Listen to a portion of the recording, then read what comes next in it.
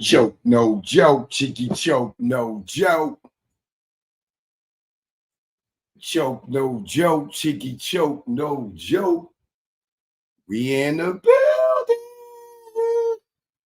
I'm back. Choke, no joke. You know what it is. Come on, come on in. Sorry for the little delay. You know what I mean? Sitting in the jacuzzi. Had to shower up. Now my body temperature's hot. Trying to cool off a little bit.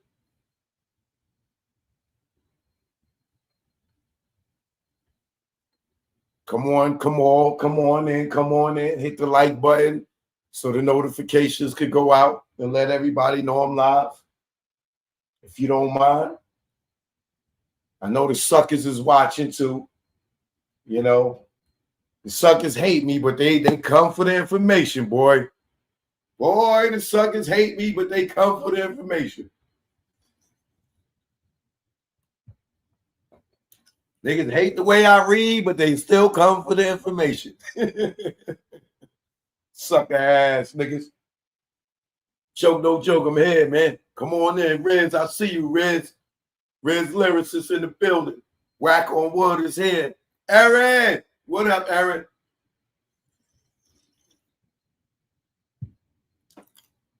Sambo in the building.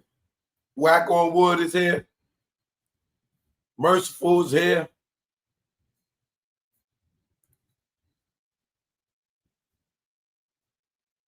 Shout out to Aaron for gifting 5 memberships. And then the package, I ain't pick it up yet, but I'm about to get it. Tasha Rain is here, of course. You already know, moderator, his squad. Come in, act up, you will get zapped. All right? Agent Nueve's here. My man D Barnes in the building.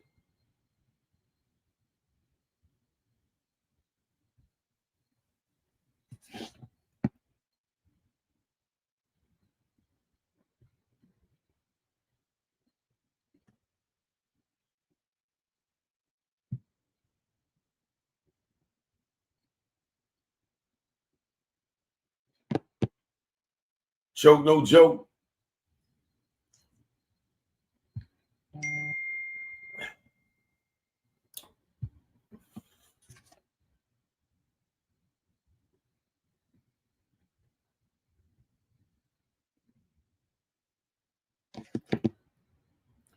It's getting real out here.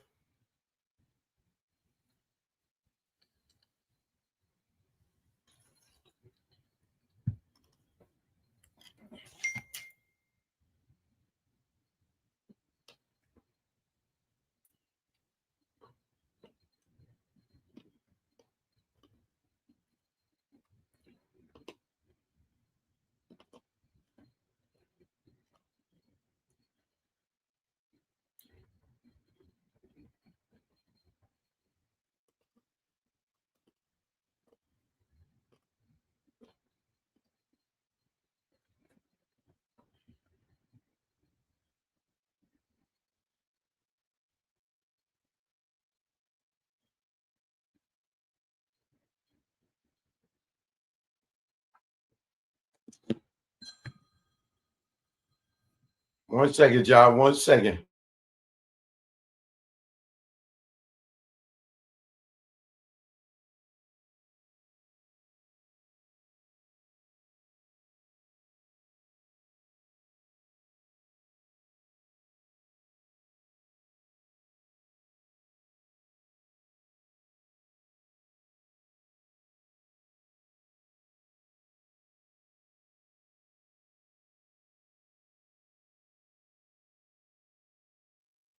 Choke, no joke. I'm here. Come in. The Don Cartagena. He's firing back. The Don Cartagena is firing back. Yes, I got that. The Don Cartagena, the Derg. The Derg is following back, firing back. Yes, I got it. Joke, no joke, I'm in the building. Let them know. Let them know I'm in the building. The Don gets fired back, a.k.a. Joseph Cartagena. All right? Choke, no joke, we in the building. Shout out to everybody here. Orlando, I just see you stepped in. Iceberg Slim, what up, Deborah? I see you. All right? Faith is here. I am is here. Mary's here. If you don't like how I read, you can get out of here, okay? I don't have a master's degree, nigga. I got a hood degree. And I ain't afraid to get on here and read live because I'm not afraid to be ashamed if I don't know a word or two or three or four. I'll look it up. I don't care. If you don't like it, there's the exit, baby. See? You don't need this exclusive. You say tomato, I say tomato. Maraparas. Okay? Joke, no joke, you already know, man. Yeah, the Don has replied, and I'm going to get to it. But we still got more with TA the Legends lawsuit. I don't know if y'all had enough of the craziness, but boy, this is entertaining. Wait, oh man, there's only a few more pages on TA joint, but it's some pages that's goddamn crazy. But the Don Cartagena, he has responded, and I got it, and I'm gonna get to it. And Rock Nation has stepped up to the plate. This is getting serious, real serious. And you getting it first right here, right here. So call all your YouTube people that you be in the chat kicking it with, or on Instagram kicking it with, because I'm getting ready to go live on Instagram too as well. But like I said, the Don Cartagena has responded, and I got it. All right? Choke, no joke with the exclusive. Stay tuned. We not going nowhere. Let's get to the show. Moderators, strap up on your boots because the haters is here. And if you talk how I read, talking about how I read, well, your ass is out of here. All right? I just gave the cold word to the moderators. Nigga, you come here talking crazy, well, you out of here.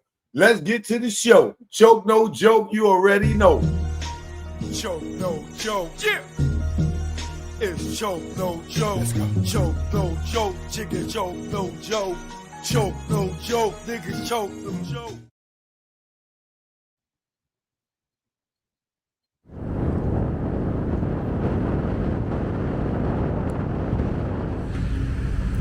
Choke, no joke.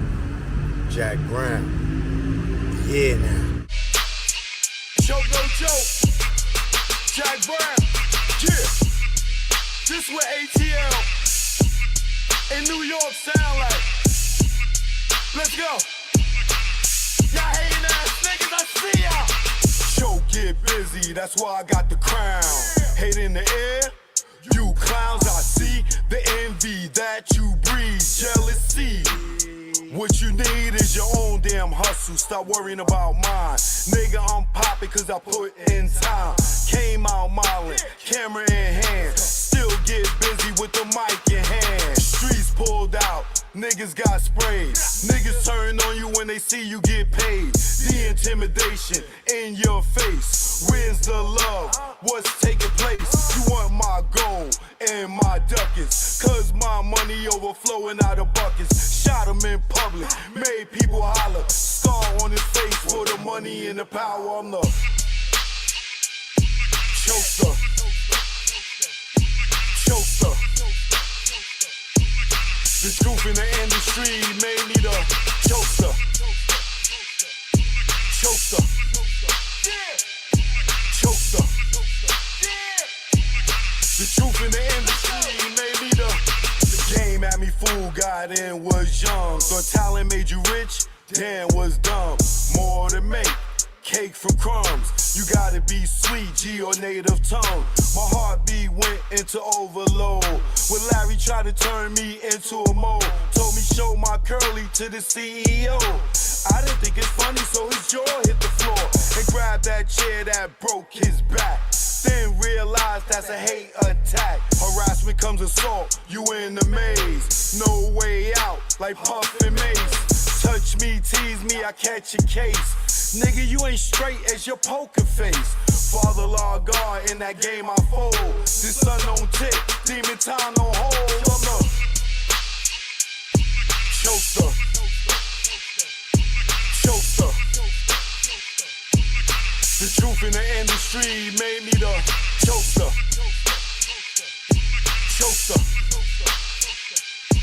Choker. The truth in the industry made me the choker. Choker. The truth in the industry made me the choker. Choker. On the ones and twos. Choker. What y'all want to do? I'm here now. See the wall, stand up. Shout out to the bomb squad. GG. Choke no joke. We in the building, baby. Don't let them hate on you. Let them know we great. We go live on Instagrizzle.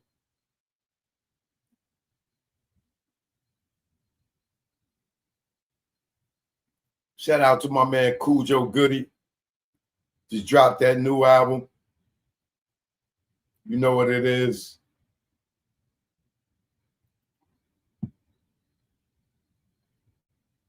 Called Pray For Me.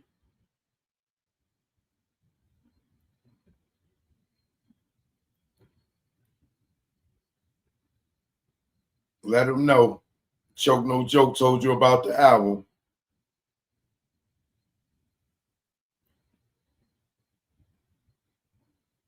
All right, let's get to it. Let me start this Instagram. Got to let Instagram know what's going on.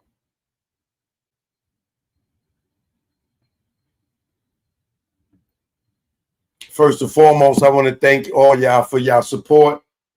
You know what I mean?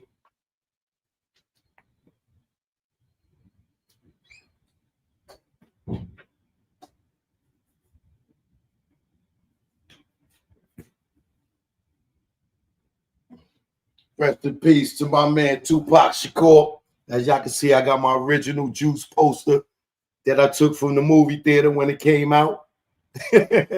And I framed it and I had it ever since.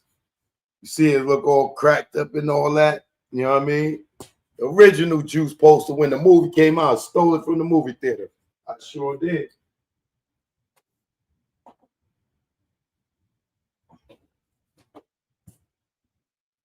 Just have to show that to the Tupac haters.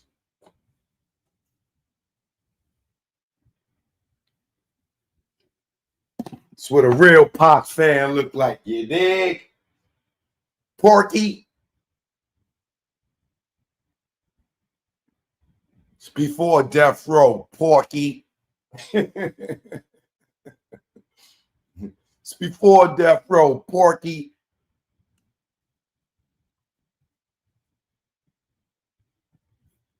All right, I'm live on Instagram. Let me let them know.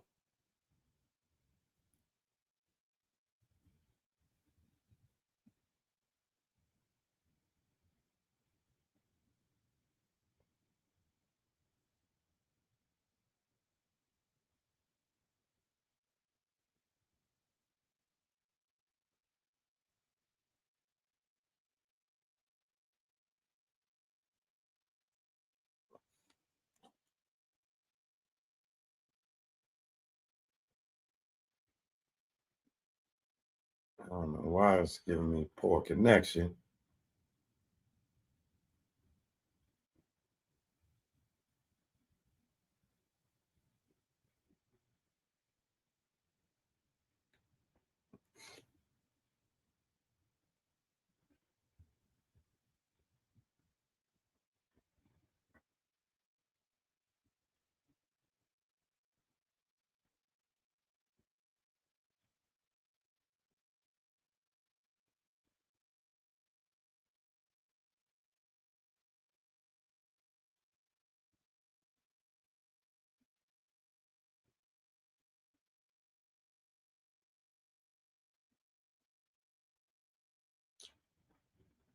Hold on a second.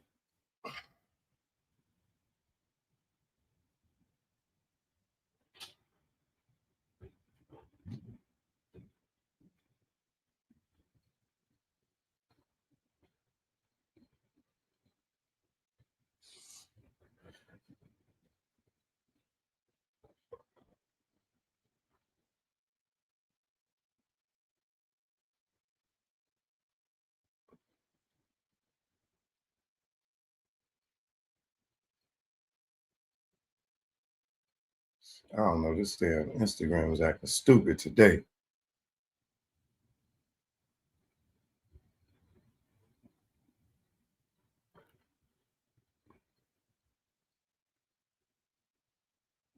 It ain't one thing, it's another one. Instagram. I swear to God, bro.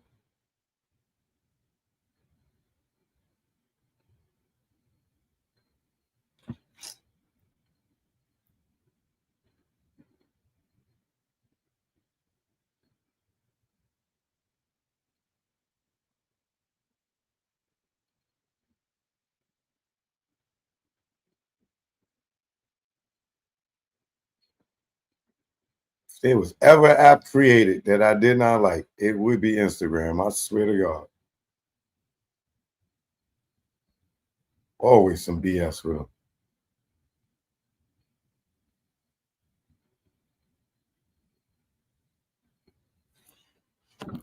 All right.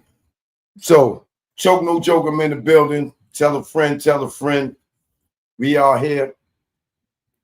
Now, I know Fat Joe didn't expect me to get up here and give his side of the story. If you didn't, that's where you're wrong. I'm an equal opportunity. I'm an equal opportunity journalist. You know what I mean? I'm not going to give one side without the other. All right? So before y'all all hating over there and stuff, because I reported on TA shit, now it's your turn, Joey Crack. All right?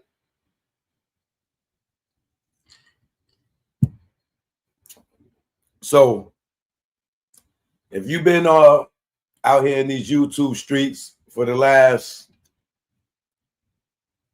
week, you know that TA the Legend, aka Terrence Dixon, has dropped a lawsuit in response to Fat Joe's defamation lawsuit.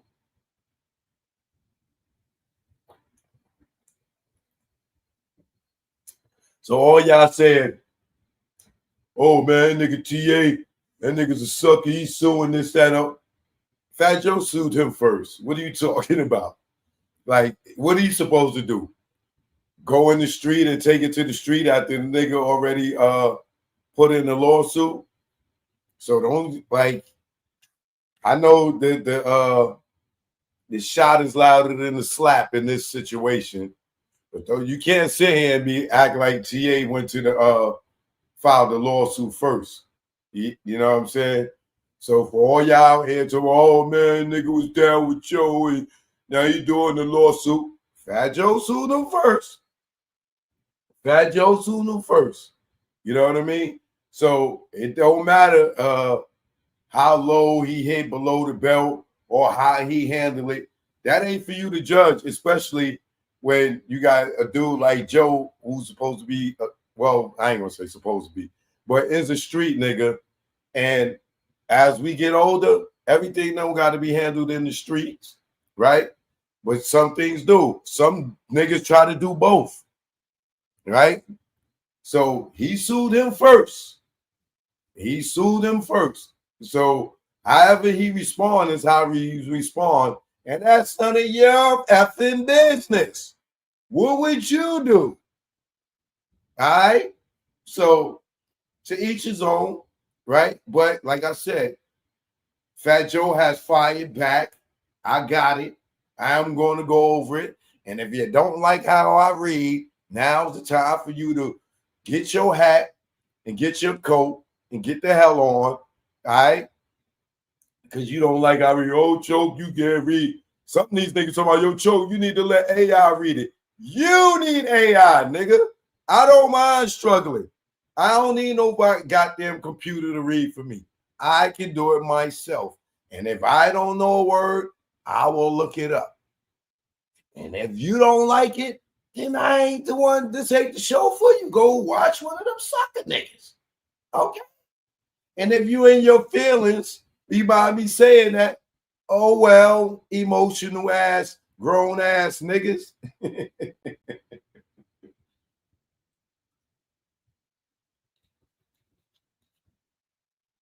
I ain't here for you anyway. Most of y'all niggas ain't even subscribed to my channel.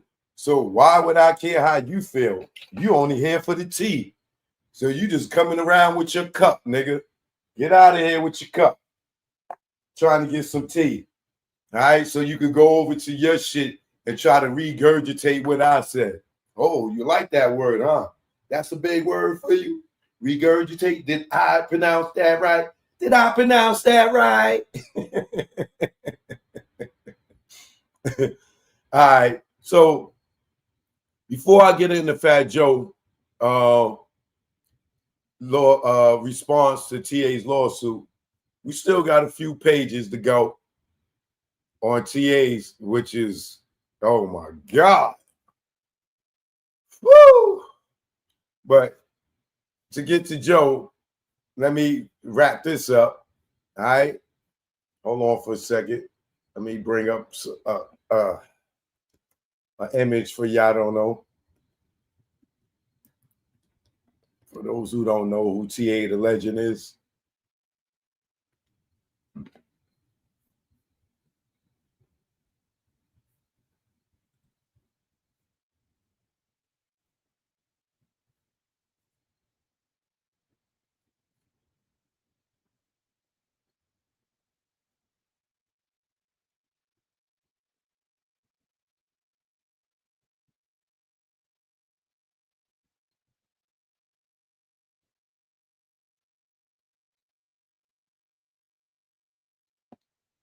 All right. So for all y'all that feel away about what's going on with TA, know that he been down with Joe for 16 years. So this is family business. We are outsiders. However they handle it, that's their business. But it's nothing better than handling the court of law than handling the streets and people, families and stuff getting involved and everything like that. You know what I'm saying? Because then it gets worse and a lot more people get hurt. And I'm sure on both sides, they got friends and family that is torn because this is happening. All right. I don't care to hear nothing about nobody else. So please don't come here and tell me about how nobody else feel about me. I will block you. Fuck them. Okay? That's your answer.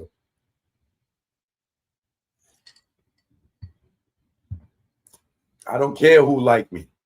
All right? I only care about those who love me. That's how we roll over here.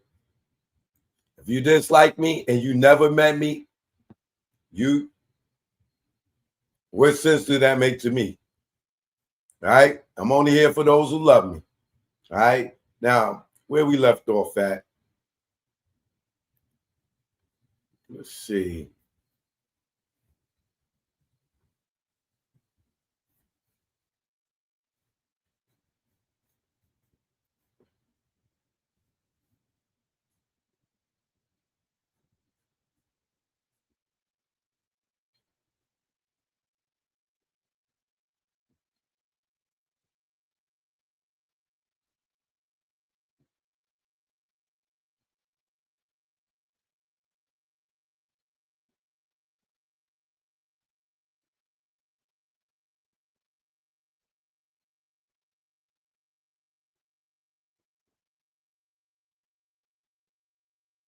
Okay.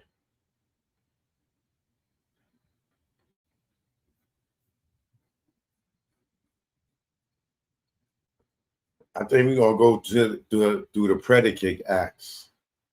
I think that's where we was at.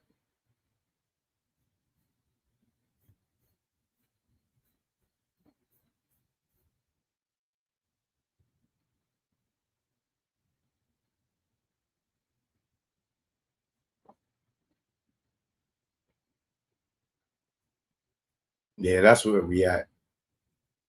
So let's see. Predicate acts. That's a few of them.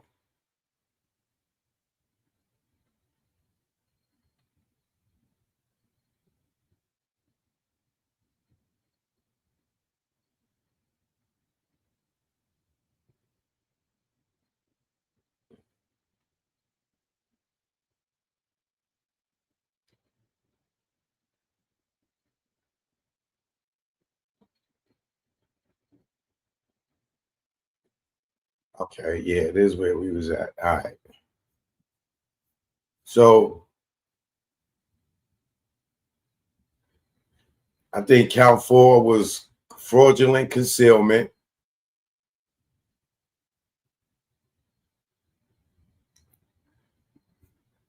I think I went through that. The particularized allegations. A lot of this stuff is like repeating itself.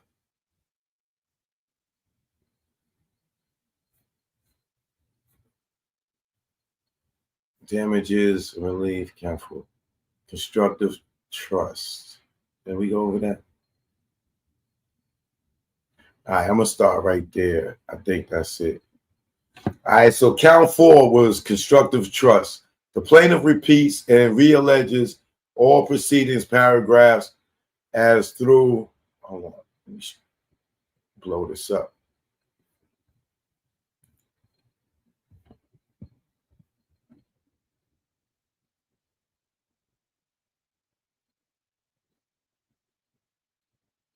Okay. Under New York law, constructive trust is an equitable remedy imposed to prevent unjust enrichment where property is acquired in violation of equity and good conscience. To establish a constructive trust, a plaintiff must demonstrate 1, a confidential or fiduciary relationship, 2, a promise expressed or implied, 3, this goddamn light is too bright.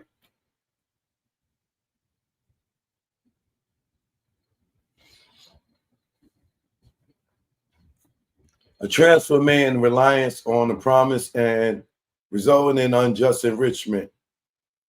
And it gives a case law. The plaintiff and defendant maintain a long-standing confidential and quasi-fiduciary relationship marked by trust, collaboration, and personal reliance. Defendant occupied a position of control over financial, creative, and legal process, while the plaintiff acted in good faith under the sustained verbal assurance. Now, the plaintiff would be T.A. the Legend or Terrence Dixon, right? And the defendant is Joseph Cartagena or Cartagena, as some of y'all may pronounce it. I know it is Cartagena from going to Colombia, for y'all that never crossed over the water into Colombia. Or AKA Fat Joe or Joe Crack or the Don or the Derg. For over 16 years, I'm going to say his name. For over 16 years, TA contributed critical creative and logistic services under the repeated express and implied promise by the defendant, Fat Joe, that TA would eventually be taken care of and receive appropriate compensation, credit, and professional advancement. In reliance on these assurances, the plaintiff transfers substantial intellectual property, labor, and creative authorship to Fat Joe's enterprise. These transfers included co-writing and co-performing on commercially released songs, touring duties as a hype man and logistic lead, on-the-ground security support, and brand elevation during public appearances, artistic, I don't know, what is up my reception on Instagram, artistic collaboration during studio sessions and production development. Despite benefiting directly from plaintiff's contributions, Fat Joe excluded TA from all financial compensations, back-end royalties, PRO registrations, and public attributions. Defendant further concealed and retained tour budgets, surpluses, and per diem funds allocated to TA and retained 100% of the revenue from performances and compositions materially derived from TA's labor. I don't know if, just for a sidebar for a second, did y'all see this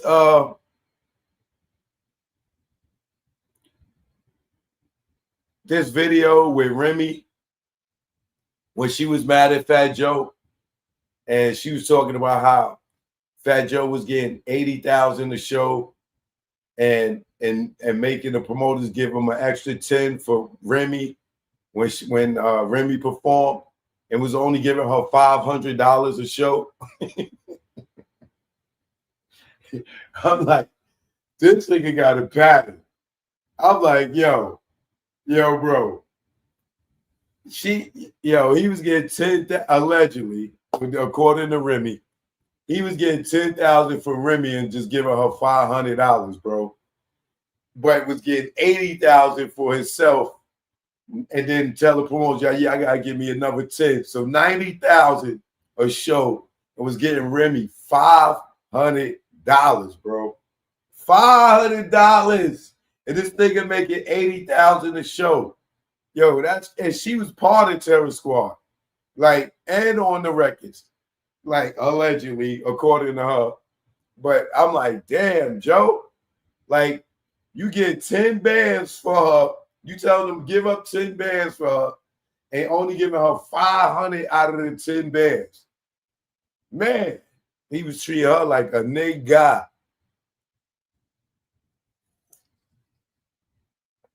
But look at Remy now. The nigga ain't go visit her a day in jail. But look at her now. She went right back to that nigga.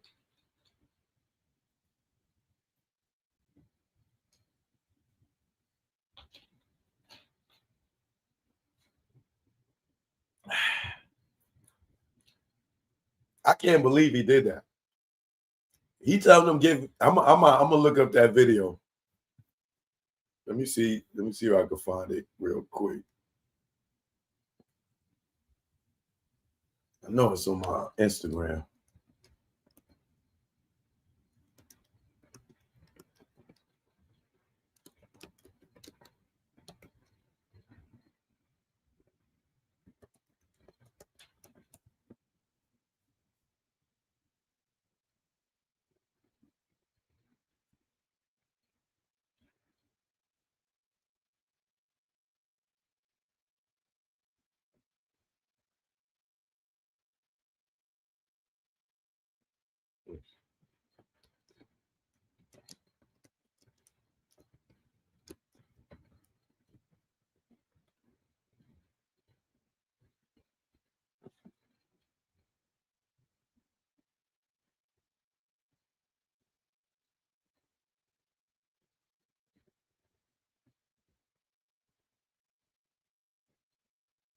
Oh, matter of fact, hold on. I got it here. Let me see.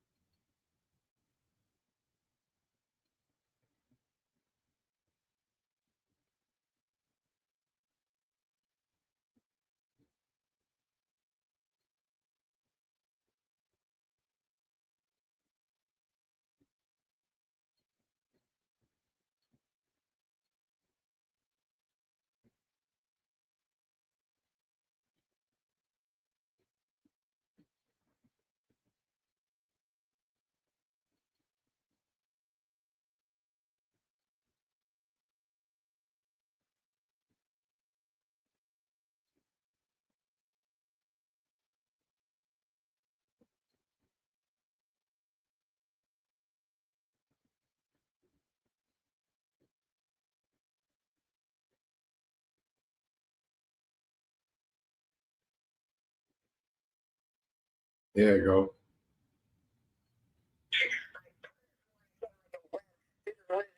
me, you got your own song on my double platinum. Like, I was double platinum. Like, Joe, I didn't even meet you. Joe was in the studio with me. After podcast, rest in peace. Like, it was like, everybody was calling me. Like, Joe, we're leaving town with us. Joe was like, yo, stay with us. This is the plan. We're going to put out my album. Then we're going to put out this album. Like, he's sitting there acting like nobody ain't never help him. Like, who you cool when you need to rock the road to rhyme with something and bring them with? What rhymes with this? Oh, I need a help. Like, come on, don't act like I ain't never do nothing. This is the part that gets me mad. When it got crazy, so we leaned back, started pumping, when we were getting 80,000, 100,000 a show, give me the whole thing and pay me $3,000. That's all. Exclusively on the product. He got $3,000 was the raise. That was after I put the thing.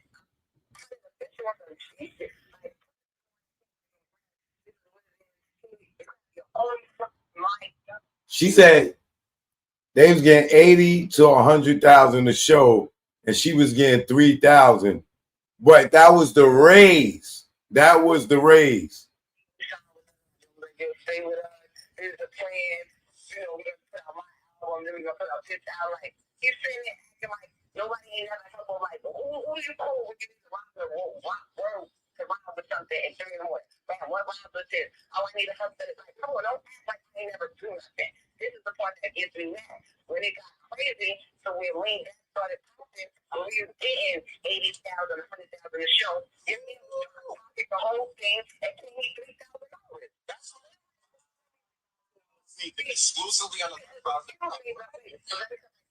He got $3,000 was the raise. That was after I put the thing. I'm not working for the official. Originally, he was trying to pay $500. What?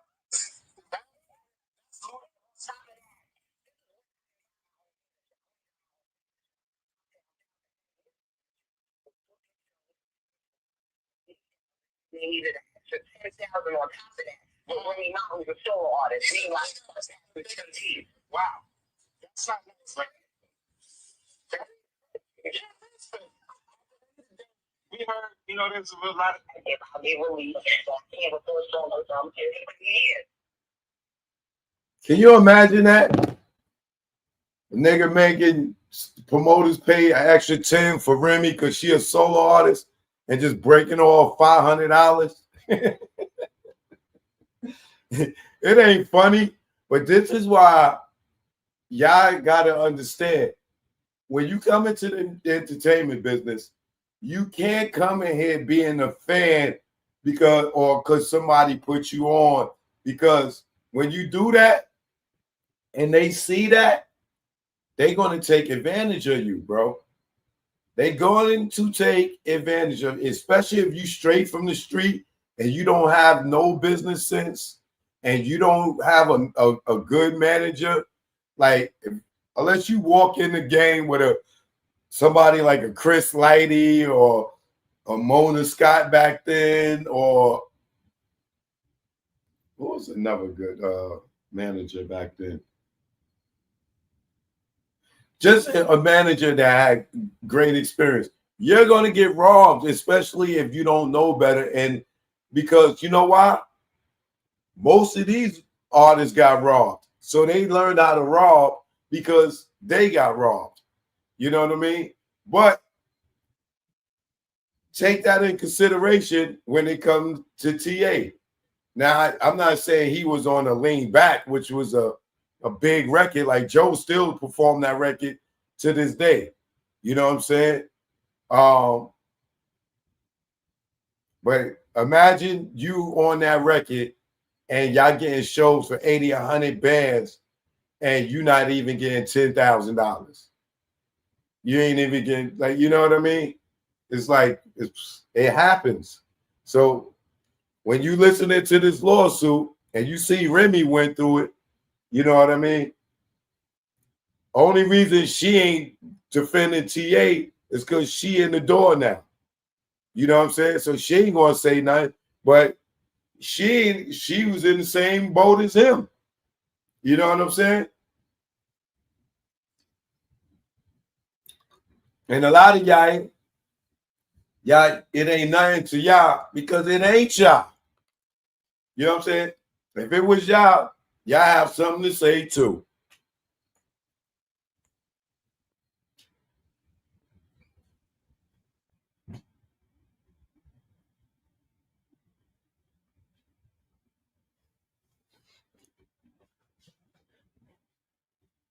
Can you imagine dude going getting 100,000 a show and giving you $500? That's cold, bro. That is cold. All right, so make sure I'm on the right one.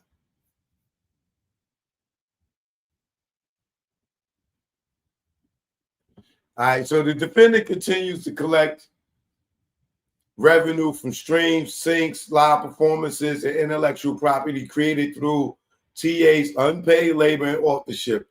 Equity prohibits Fat Joe from retaining these ill-gotten gains. Courts in New York have repeatedly held that constructive trusts are appropriate where one party has retained the benefit of another's labor under a relationship of trust reliance. The plaintiff, T.A. the Legend, respectfully requests that this court impose the constructive trust in overall revenues, profits, copyrights, publishing rights, and royalties derived from the plaintiff's uncredited contributions.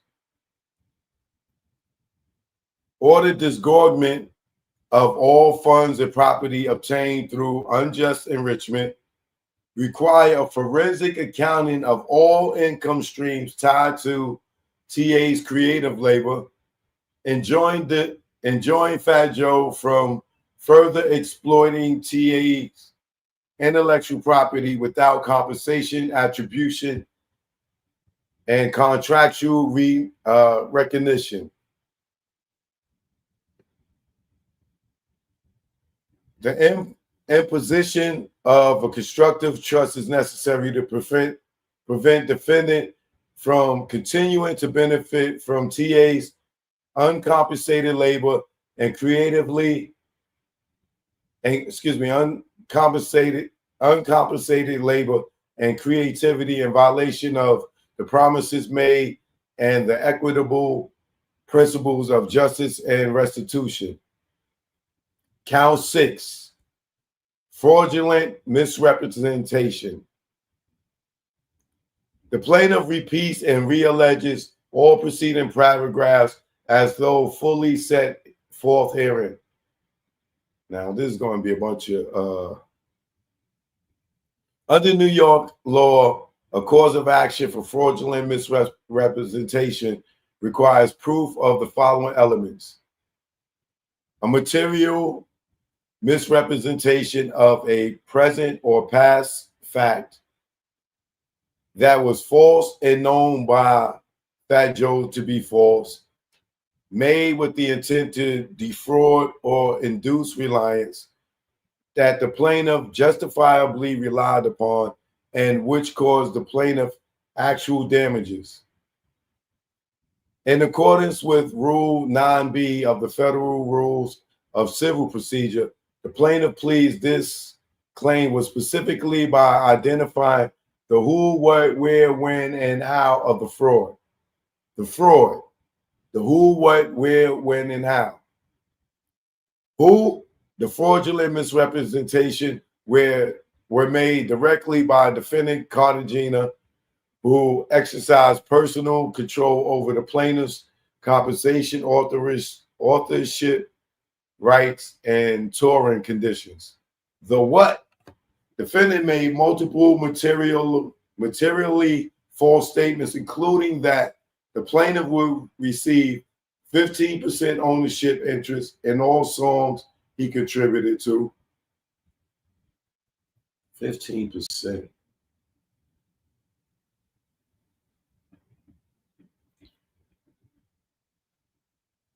I think 15% is a little low.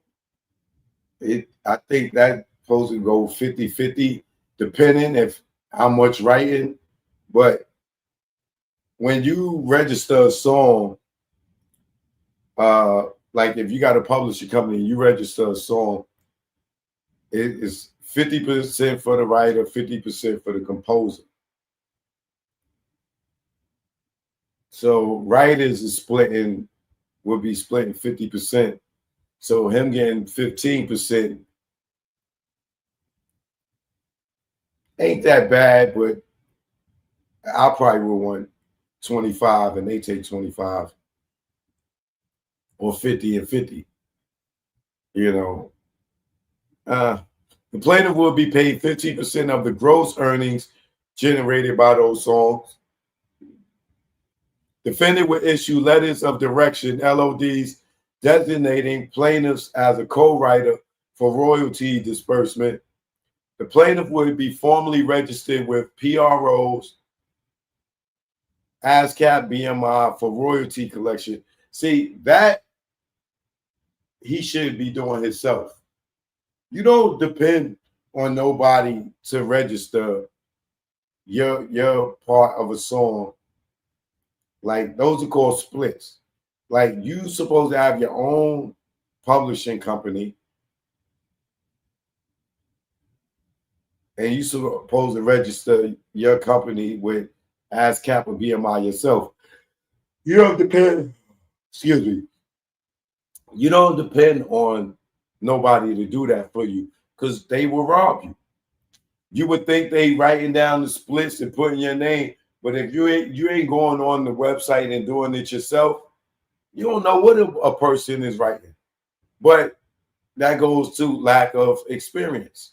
When you coming off the street or you know what I'm saying, you just happy to be in the studio with guys and helping them and stuff, they're not going to tell you, yo, go sign up with ASCAP, go sign up with BMI, because they're going to go and they're going to, when they register the song, they're going to put all of the pub under their name. And if you don't know better, that's why they say when you know better, you do better. You know what I'm saying? If you don't know no better, then they're not going to tell you, bro. It's like when you see artists get a deal and then right off the top, they want to do somebody want to do a publishing deal with them. You know, that was the problem with Big and Puff. Big, he probably didn't realize what publishing was until later. So he did the publishing deal with Diddy for, I think, like, what was it, 40,000, 60,000 or whatever. And then once he realized what he signed over and he going platinum and shit, this is why he lying to Diddy, telling nigga, oh, Lil' Kim wrote her own shit. But he putting it under their name, so he could have had his own, another publishing company, you know what I'm saying, and probably was getting his money now that he got hip to the game. But he got so hip to the game, he knew to lie to Diddy and tell Diddy that Lil' Kim and them was writing their own shit. And so Gene Squirrel went and ratted on him, and then 3 days later, he turned up dead.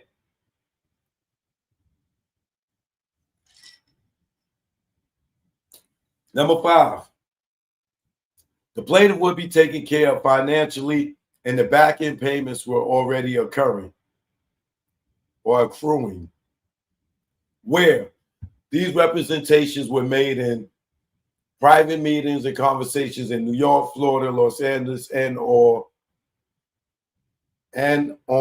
international tours.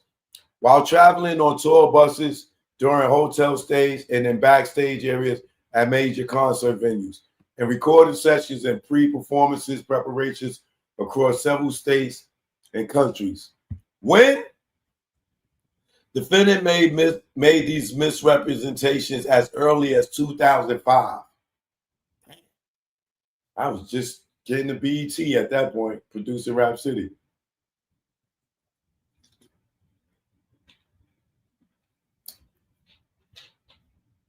And continue consistently making them through 2020. That's 15 years, during which the plaintiff relied on them in good faith.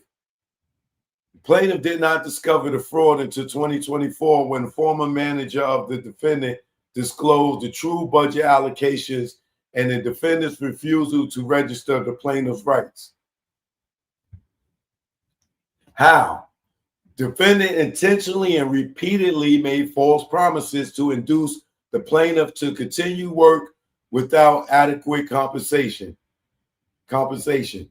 Defendant failing to issue promised LODs and co-authorship documents, denying access to financial and publishing records, blocking the plaintiff from PRO registration and royalty systems, retaining 100% of the royalties and public credit tied to the plaintiff's work. The plaintiff's justifiable reliance. The plaintiff, a trusted and loyal contributor, reasonably relied on the defendant's misrepresentation due to their long-standing professional and quasi-familiar relationship, defendant's superior access to financial and legal documentation, defendant's role as a gatekeeper to all income sources and credit systems in their professional relationship. The plaintiff would not have continued writing, performing, or serving as the defendant's full-time hype man and security support had he known that no LODs would be issued and that he would be excluded from all revenue streams connected to his work. Damages. As a direct and proximate result of the defendant's fraudulent misrepresentations, the plaintiff suffered substantial and continued economical, reputational, and emotional harm, including loss of royalty income and back-end licensing revenue, misappropriate per diem allocations totaling to $60,000. That's 3 days or 3 shows times $200 per show. No, 3 days or 3 shows times 200 shows times $100 a day. Live performances, underpayment exceeding $550,000. Denial of authorship credit and registration for major songs, including All the Way Up, All I Do Is Win remix, Congratulations, and Cupcake. Loss of professional opportunities due to the absence from publishing databases. Emotional distress, humiliation, and creative disenfranchisement. These damages are actionable under New York law and are not barred by the economical loss doctrine, as the fraud arises from independent tortious conduct. See First Bank of America versus motor car funding. That's just a case law they showing. Plaintiff's damages include out-of-pocket losses and losses of royalty-based earning potential, which would have occurred had the defendant honored his promises. Remedies sought. Plaintiff seeks compensatory damages for economical and reputational losses, punitive damages to punish and deter egregious. What's this word? Hold on.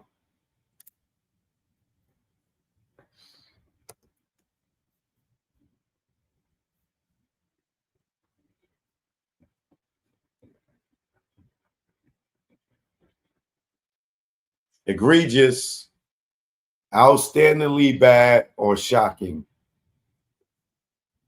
Egregious. Punitive damages to punish and deter egregious, intentional fraud,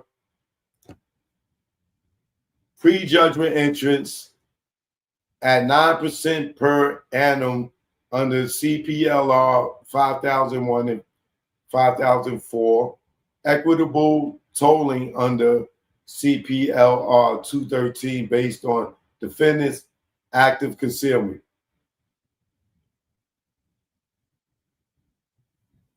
This is declaratory declaratory relief recognizing plaintiff's 15% ownership in all works to which he contributed. Any other legal or equitable relief the court deems just and proper. Count 7, Civil RICO, Racketeering, Influence, and Corrupt Organization Act.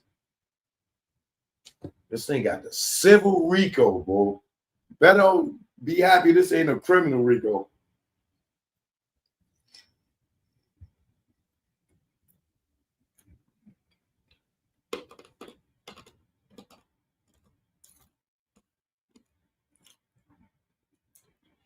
It is unlawful, well, under 18 U.S.C.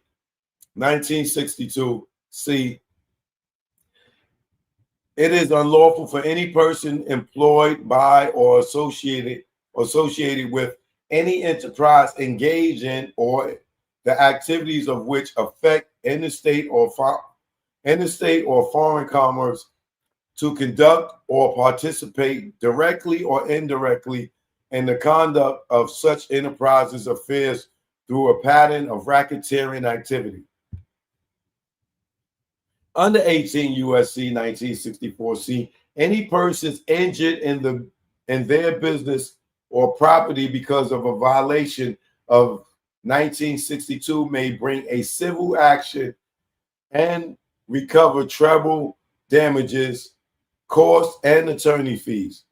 The plaintiff, T.A. the Legend, has suffered a direct, concrete, and compensable injury to his business property and personal safety as a proximate result of Fat Joe's leadership, participation, and control over the Cartagena enterprises. These injuries include, but are not limited to,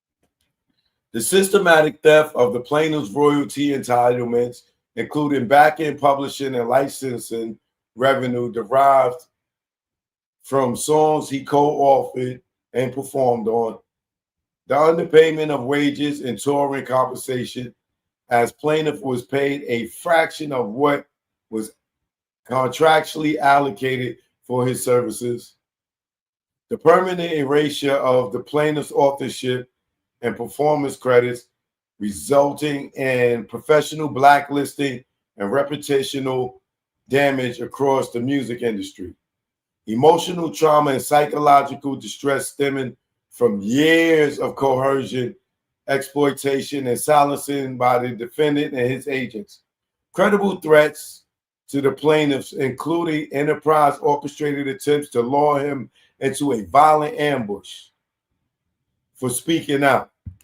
out-of-pocket costs for legal counsel, private security, and ongoing care related to the defendant's pattern of retaliation and intimidation. These injuries are the direct and foreseeable results of the defendant's unlawful acts carried out through the Cartagena enterprise and constitute the type of harm in 18 U.S.C. 1964 C was enacted to redress. The plaintiff, therefore, has statutory standing to pursue all remedies available under RICO, including treble damages, attorney fees, and equitable relief. The Cartagena enterprise. Defendant Joseph Antonio Cartagena, aka Fat Joe, in conjunction with his trusted associates Pete Pistol Pete Torres, Richard Rich Player Jaspita, I don't know how to pronounce his last name, Jaspita, and others known and unknown, directed and operated an association in fact enterprise within the meaning of 18 U.S.C. 1961-4, the enterprise, the Cartagena enterprises. The Cartagena enterprises existed from at least 2000 through the present. and its activities affected interstate and foreign commerce, including through the concert touring, merchandise and sales, drug distribution, retail transaction, music performances, publishing, retail sales, sex trafficking of minors, and the use of social media and telecommunications. Enriching Fat Joe through our fraudulent exploitation of others' labor, creative content, and sexual submission. Silencing dissent through threats, violence, intimidation, and murder.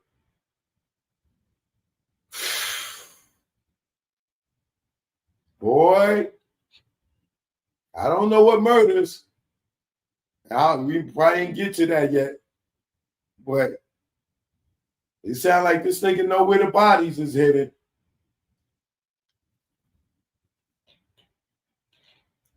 And murder? Oh, God, y'all. We getting ready to come up on something. Evading taxation and laundering illicit proceeds through the retail operations and cash businesses. Maintaining dominance in competitive markets through fraudulent access and resale of exclusive goods. The enterprise operated using code phrases such as give them ketchup, pound them out, and cooling. Now, you know what's so crazy?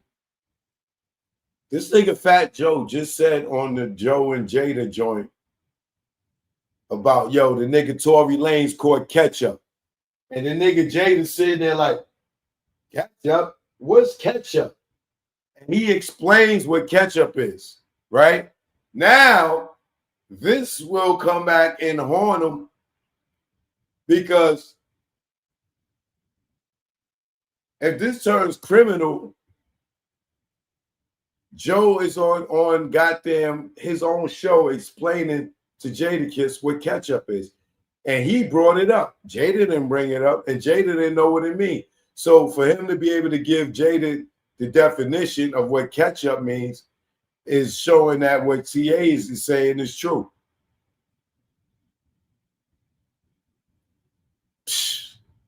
Illegitimate means. Examples: beating, stabbing, threats, sexual coercion. Legitimate business fronts including the Up NYC sneaker boutique are vehicles for laundering illicit profits, rewarding loyalty, and committing commercial fraud. The enterprise operated through formal entities including Defendant's retail business, Up NYC, enforcement arms, examples, terror squad crew, contracted enforcers, logistics facilitators, including associates who handle violence, transportation, and laundering. The enterprise structure was, let me look up this word because y'all niggas in the comments, joke, you pronounced that word wrong.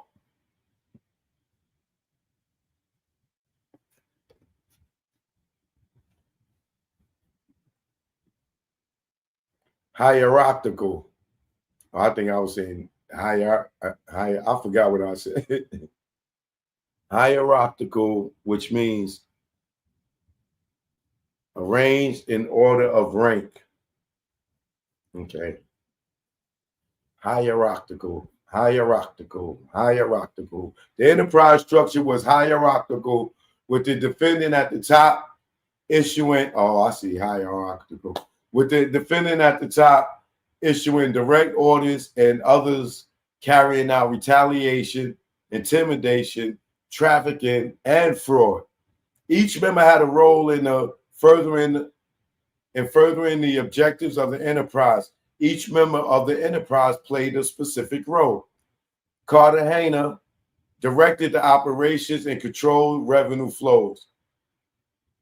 Pistol Pete facilitated violence and trafficking logistics in the Bronx and Miami. Rich the Player distributed payments, communicated threats, and helped conceal concealed fraudulent schemes. The lower tier members executed violence and intimidation upon the defendant's orders.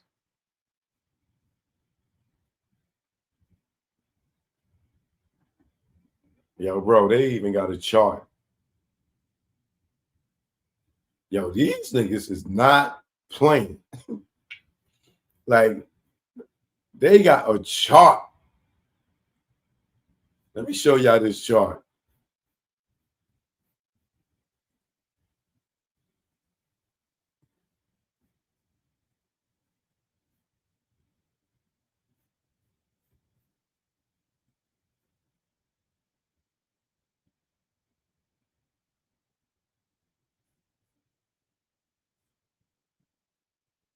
They got Fat Joe. Yo, this is a real. This looks like the feds wrote this up, bro. Like, this is a real RICO, bro. Look at like how they got this designed as a like nigga, you watching Law and Order or some detective show. Like, they got this, like, what's that word again? This would be. This is the hierarchical right here. Fat Joe at the top. Then you got Rock Nation, Financial Management, the BDO, accounting agent. Then it goes from Rock Nation down to Pistol Pete, Rich the Player, Erica, and to JB. And down from the BDO agent down to Up NYC and Slate Inc. to Sneaker Addict to Sabadell Bank accounts.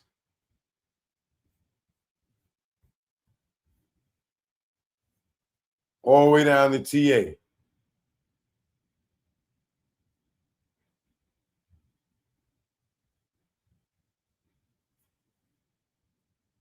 This is, yo. They put some money into this. Like, this lawyer is, this ain't no BS, bro. This lawyer is not like, bro.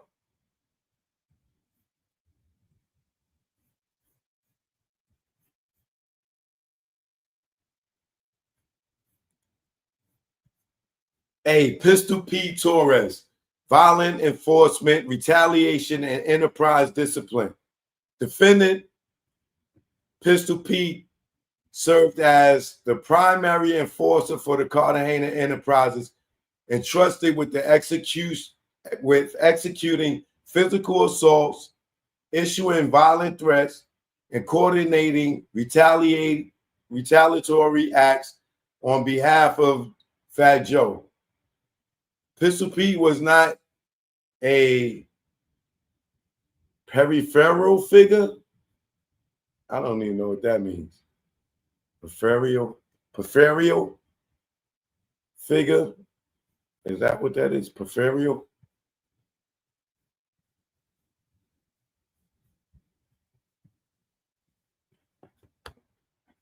I need to know what these words mean.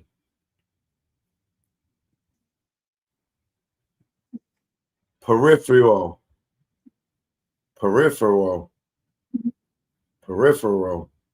relating to or situated on the edge.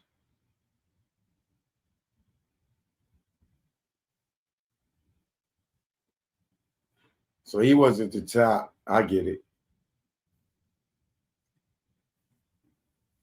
Peripheral figured, but a trusted lieutenant responsible for enforcing eternal loyalty, punishing dissent, and eliminating threats.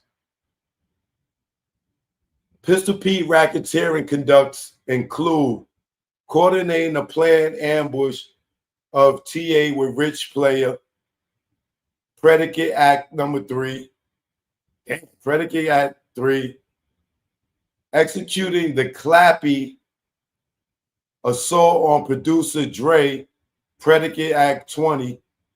Oh, shit. Hey, so, yo, if Dre from Cooler Dre got beat up, he's telling y'all that Pistol P allegedly got it done. Only Dre will know that.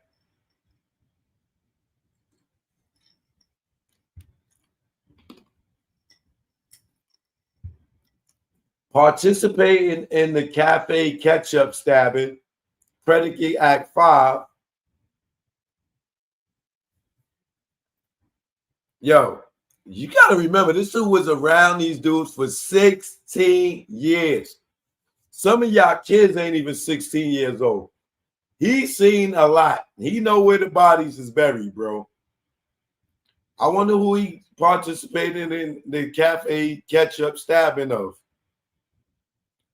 Predicate Act number 5. Oh, these are the acts coming up. So they're going to talk about what it's going to be listed in here exactly. Predicate Act 3, 20, and 5. We're going to know exactly what he's talking about. Brandishing weapons and coordinating armed threats on Fat Joe's order, Predicate Act 17. I can't wait till we get to this.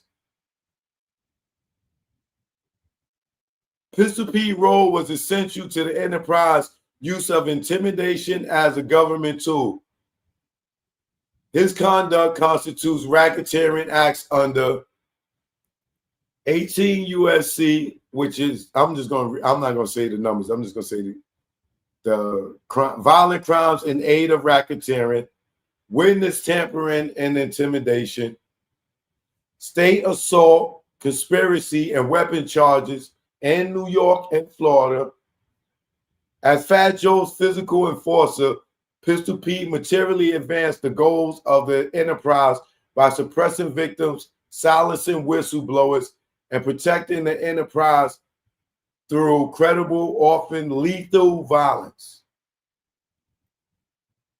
Richard Rich the Player, the payment, gatekeeping, and threat facilitation. Rich Player functioned as a financial controller and communication liaison for the enterprise. He facilitated off-the-books wage disbursements, obstructed payments to the enterprise victims, and act as a messenger for retaliation and violent enforcement.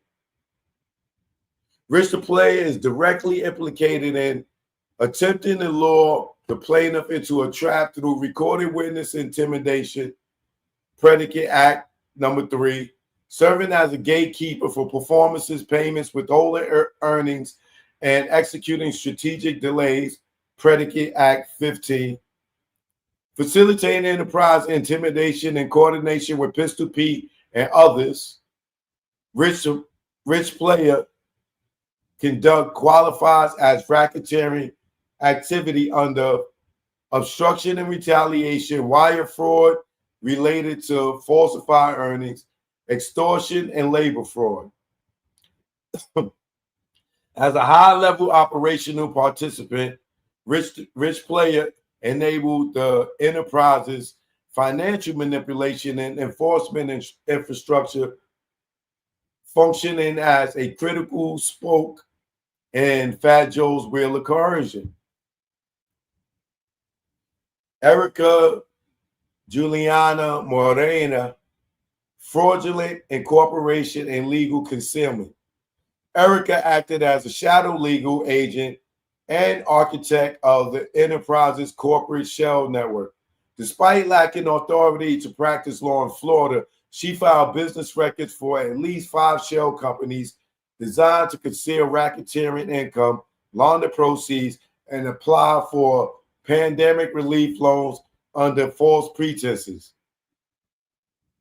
Companies fraudulent incorporated and facilitated by Erica include Isaiah LLC in the name of the defendant's minor daughter, Slate Inc., Woo Inc., Belida Inc., and Sneaker Addict Touring LLC.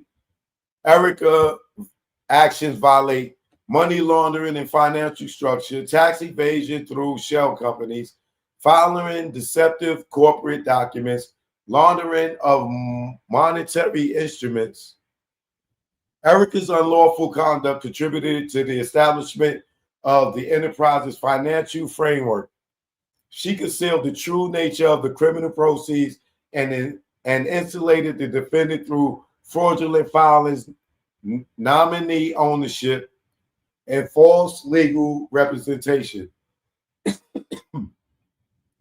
Sneaker Addict Touring LLC, PP loan fraud, and revenue laundering.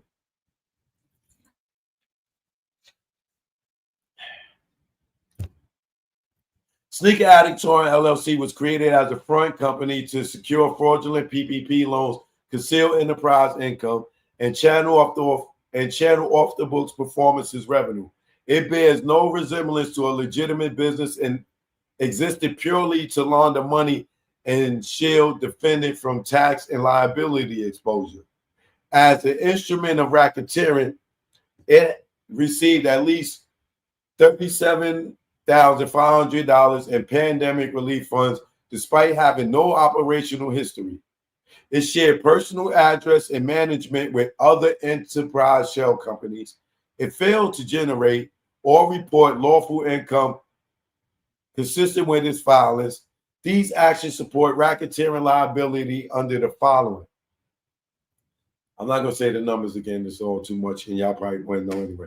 Wire fraud and laundering, state-level laundering and monetary instruments, the use of entity to further racketeering goals.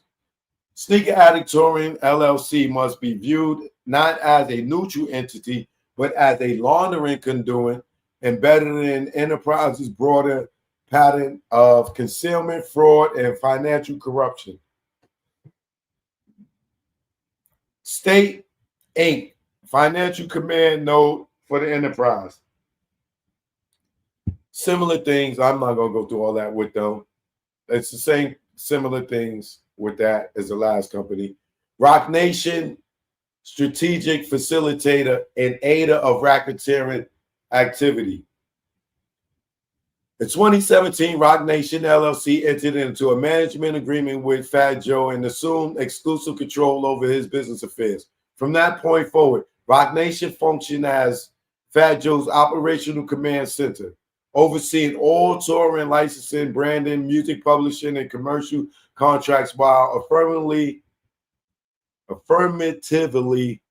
projecting his public image and shielding his financial operations from scrutiny. Upon information and belief, Roc Nation was aware or willfully blind to Defendant Fat Joe's ongoing criminal conduct, including forced labor, financial fraud, retaliatory violence, and sex trafficking. Despite knowledge of multiple allegations and red flags, Roc Nation continued to facilitate the defendant Cartagena's business interests, defends his public image, and structure deals that directly enrich the Cartagena enterprise. Roc Nation's racketeering-related conduct includes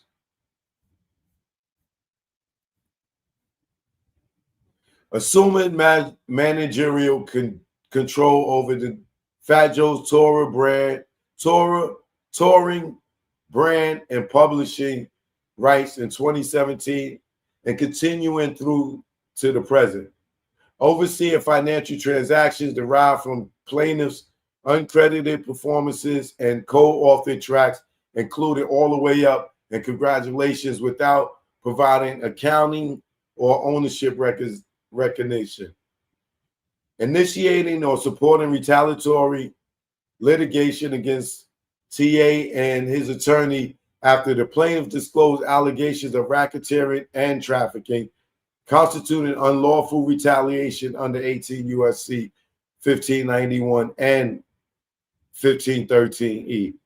Continuing to benefit from and promote recordings, tours, and merchandise that originated from the enterprise's unlawful conduct. Failing to disclose material information about known enforcers and threats Examples: Pistol Pete, Rich Player, and suppressing evidence of coercive enterprise tactics. These actions constitute racketeering participation for aiding the affairs of an enterprise engaged in a pattern of racketeering activity, aiding and embedding violations by facilitating, endorsing, and profiting from known criminal conduct, retaliation and obstruction under 18 USC 1513, 1591 for strategic litigation and suppression campaign aimed at chilling TA's protected activity, venture liability under 18 USC 1595 for knowingly benefiting from a sex trafficking venture over which they exercise oversight or control.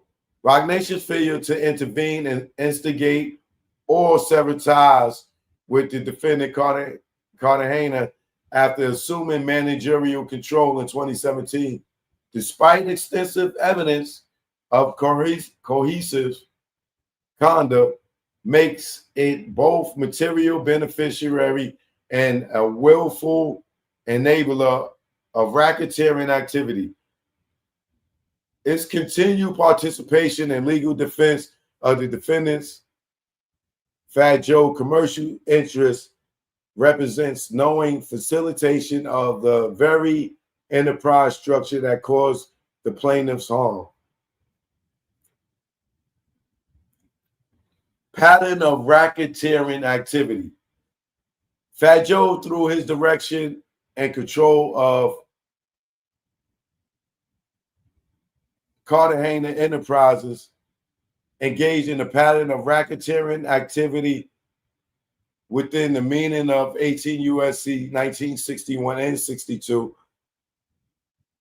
This pattern consists of at least 12 interrelated predicate acts, each committed intentionally and for the benefit of the enterprise, spanning over a decade and affecting interstate and international commerce.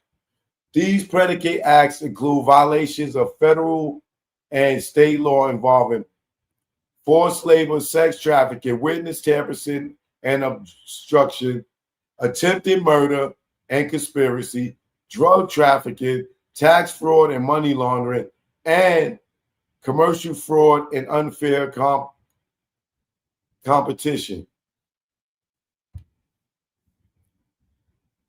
All of which were carried out as a part of a cohesive and continuing racketeering scheme to advance the enterprise's goal of control, intimidation, enrichment, and retaliation.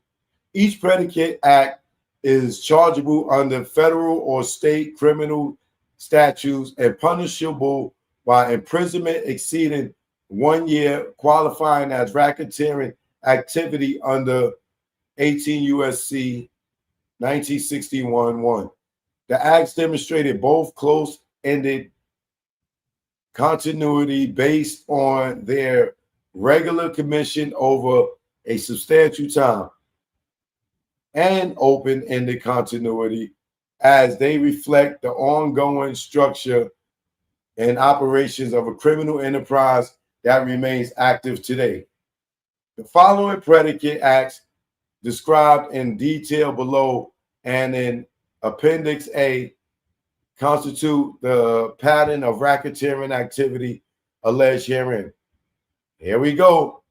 Predicate Act number 1. From approximately 2005 to 2022, Fat Joe knowingly obtained the uncompensated labor and creative services of plaintiff Terrence Dixon, aka TA the Legend, using coercion, deception, and threats of serious harm in violation of the federal and New York anti-traffic laws. TA performed as Fat Joe's hype man, co-writer, tour support, and in-house security, working hundreds of shows, writing verses, and appearing on unreleased vocals, all while being paid far below standard $250 per show, no royalties, no back-end credit, no letters of direction. That nigga was getting half of what Remy was getting. Remy was getting $500, he was getting $250.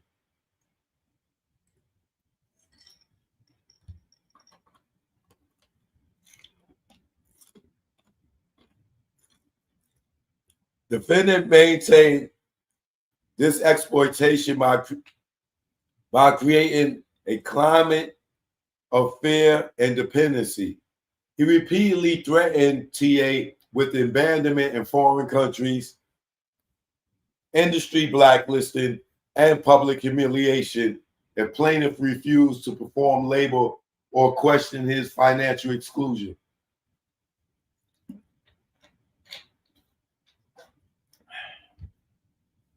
These actions were not isolated. They were systematic, carried out across multiple states and international venues, and supported by other enterprise actors. TA coerced labor was a pillar of Fat Joe's touring and recording profits and a critical revenue stream for the Cartagena enterprises. This conduct constitutes a predicate act of forced labor under 18 U.S.C. 1589 and labor traffic under, New York Penal Law 135-35, and is explicitly enumerated as racketeering activity under 18 U.S.C. Federal statute violated. Forced labor, obtaining labor or services through threats, coercion, or abuse of law. Labor trafficking, state statute violated. Labor trafficking, individual. Instagram, my phone getting ready to die. Y'all gonna come over to my YouTube. If you go over my stories, you'll see the link that I'm live. Hit that link, it'll bring you right here. All right. But this phone's getting ready to die. Sorry. I'll charge it up and come back on. As soon as I said that, what happened? Bah!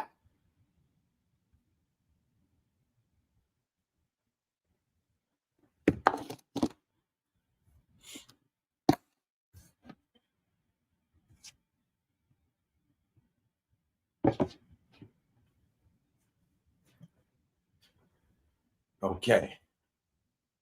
RICO predicate.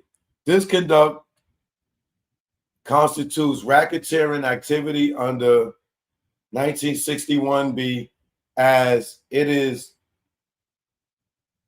indictable under the Trafficking Victims Protection Act, which is a forced labor is an offense under 18 U.S.C. 1581 to all the way up to 1592.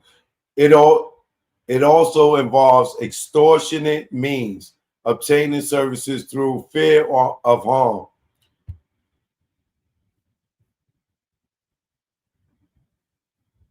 Which is analogous. I think that's that word. Let me double check.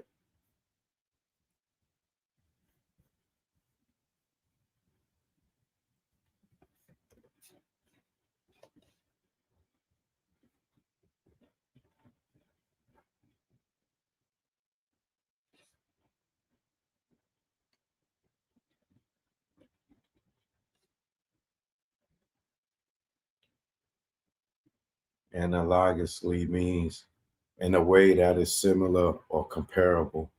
Okay.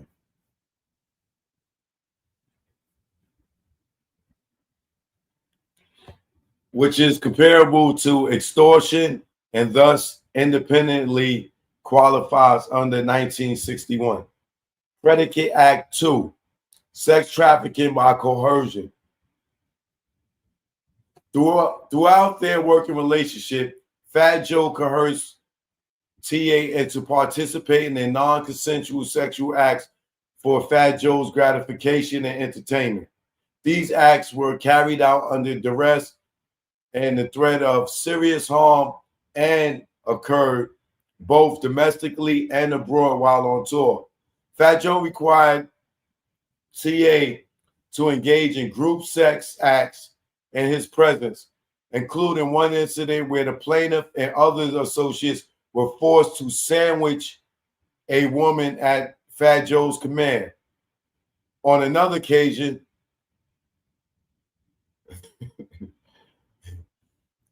I'm thinking about them niggas nuts touching in the last, I don't know if this is the same one. Oh, no, because Fat Joe was watching this one, allegedly. On another occasion, after TA refused to participate in a similar scenario, Fat Joe canceled TA's return flight and left him stranded with no funds or shelter for several days. These acts were not isolated incidents, but part of a broader pattern of control and degradation in which Fat Joe extracted sexual compliance from TA as a form of submission and power consolidation. The plaintiff feared professional and physical retaliation if he resisted. This conduct falls squarely within the definition of sex trafficking by coercion under 18 U.S.C. 1591, as Fat Joe knowingly obtained sexual acts from TA in exchange for continued employment, survival, and access to shelter and safety. It also qualifies under New York Penal Law 230.34, which criminalizes the use of coercion to induce a person to engage in sexual conduct for another's benefit. The cohesive nature of these acts were amplified by Fat Joe's economic leverage, psychological intimidation, and verbal threats, satisfying the statutory definition of coercion under both state and federal law. Accordingly, this constitutes a predicate act under 18 U.S.C. 1961b. Predicate Act number 3, witness tampering, intimidation of victims, and retaliations. We can come up to that murder. I can't wait to see what this murder is. Witness tampering, intimidation of victim acts. Witness tampering, intimidation of victims, and retaliation. Summary. After TA began disclosing the unlawful, coercive, and violent conduct of Fat Joe and Fat Joe's enterprise members conspired to retaliate against TA, seeking to prevent him from further disclosure or pursuing legal action. In 2 recorded phone calls, Fat Joe's top lieutenants, Pistol Pete and Rich Player, called a mutual associate, Percy, to attempt to lure TA into a planned ambush. The clear objective of these calls was to retaliate against TA for violating Fat Joe by going public. During the calls, Pistol Pete and Rich Player urged Percy to help set him up, stating that Joe's family had to deal with him and the situation had gone too far to fix. Fat Joe was identified as the one giving the order, and phrases such as pound him out and get at him were repeated, signaling a premeditated physical assault or worse. Percy declined to participate and preserve the recordings. These recordings are direct evidence of a conspiracy to commit retaliatory violence in violation of the following: 18 U.S.C. 1512b, for attempts to intimidate or injure a witness and with the intent of preventing testimony or lawful cooperation. This sounds like TA or his lawyer already went to the feds already.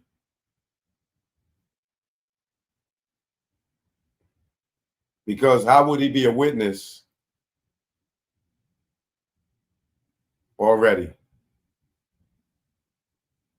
For attempts to intimidate or injure a witness with the intent of preventing testimony or lawful cooperation. He might have went to the feds already. Or the feds already know about this. If these niggas are still out talking about doing something to this nigga, if somebody put their hands on this nigga, Fat Joe is going to jail. If somebody put their hand, they do anything to this. If anybody touch TA right now, I guarantee you they picking Fat Joe up. They ain't gonna give a fuck who did it. They picking Fat Joe up. Somebody's gonna send Fat Joe to jail. They do anything to this nigga. If anybody's calling him, threatening him, Fat Joe's going to get in trouble. If somebody's online threatening him, they're going to get pulled into this and they're going to jail right along with Fat Joe if this goes criminal. Which I think they probably already been notified. So if you stupid niggas out here try to act on doing something to TA, and you think you doing Fat Joe a favor, your ass is going to catch a case and you going to send Fat Joe to jail. And I'm sure Fat Joe telling niggas right now, leave that nigga alone.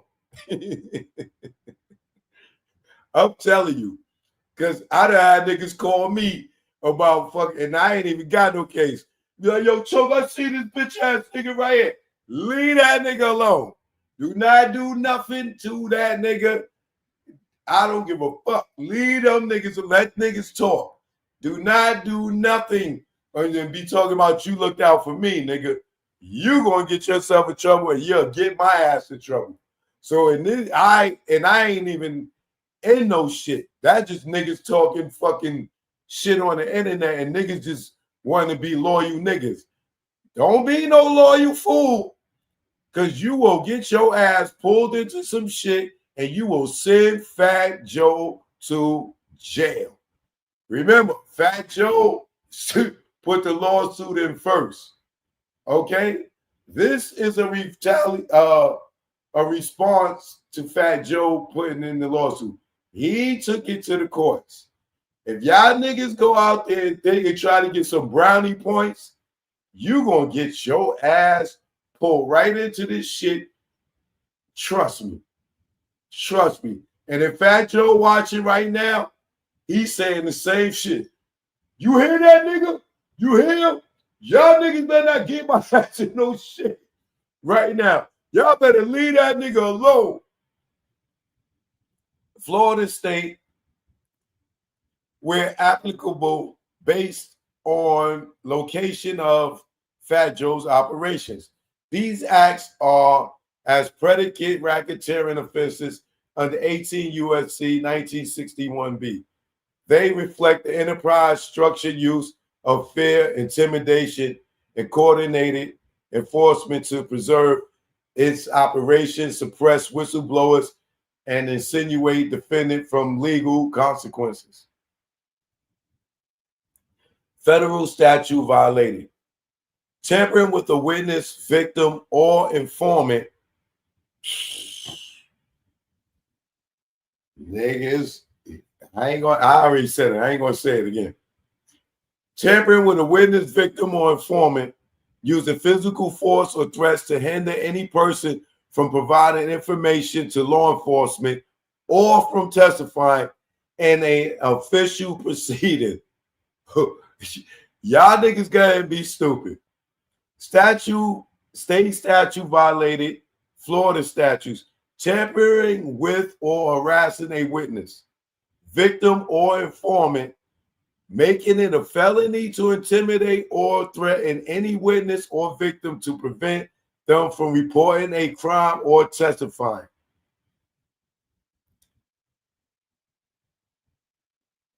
In New York, similar conduct would violate New York Penal Law 215-15, intimidating a witness in the first degree, a Class B violent felony. Y'all go ahead and fuck with TA if y'all want. Y'all, even if that Fat Joe did not tell y'all to do something, you're going to get Fat Joe locked up. I'm telling you now. I'm telling you now. Mess around and send Joe to jail. Yeah, one of y'all niggas run into him in the Bronx, talking about anything. You're going to get your ass arrested and pulled into a whole goddamn whole other shit. And it ain't going to be assault, nigga.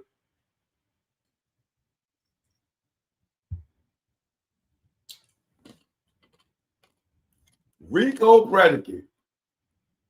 Acts of witness tampering are expressly defined as racketeering activity under 1961 and B by threatening violence and engaging in retaliatory assaults to silence victims and witnesses. Defendant's enterprise carried out obstruction of justice to further its racketeering scheme. Get in this nigga comments and threaten him. Say something on the internet and threaten him. Your ass is going to be, if this go criminal and you on this nigga Instagram threatening this nigga, your ass is going to jail, a part of the enterprise. And if you think I'm bullshit, go ahead. Go on that nigga Instagram or his Twitter or his text him or call him and say something and threaten that nigga. You gonna send Fat Joe to jail.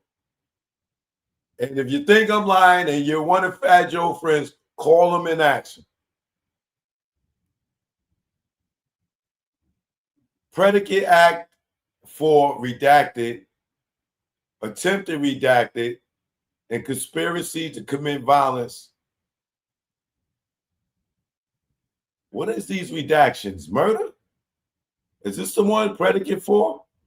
Defendant, Fat Joe used violence and the threat of lethal retaliation to enforce loyalty, eliminate perceived disrespect, and maintain control of the Cartagena enterprise. These acts are actual and attempted, redacted, were committed either, I think that's murder, bro. Allegedly. These acts of actual and attempted, redacted, were committed either directly by Fat Joe or by individuals acting at his direction and constitute qualifying predicate offenses under 18 U.S.C. 1961 1A.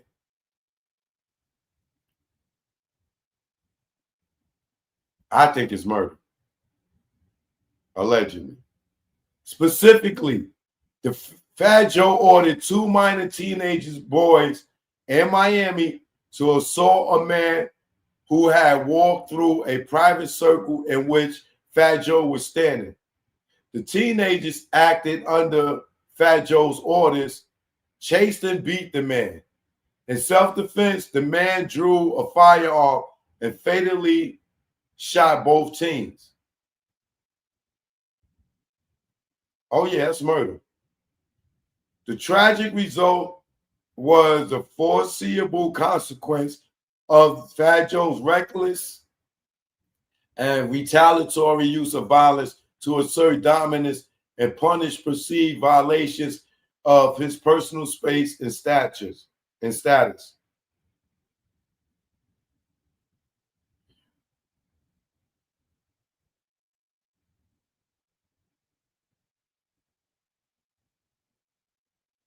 Do y'all know what we just read?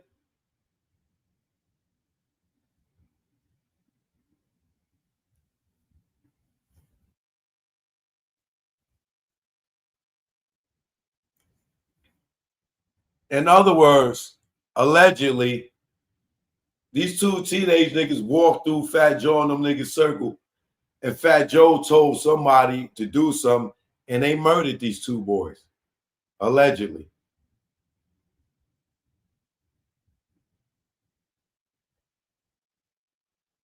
Oh, this ain't good, bro. This is not good, bro. And somebody in Miami know exactly what I'm reading.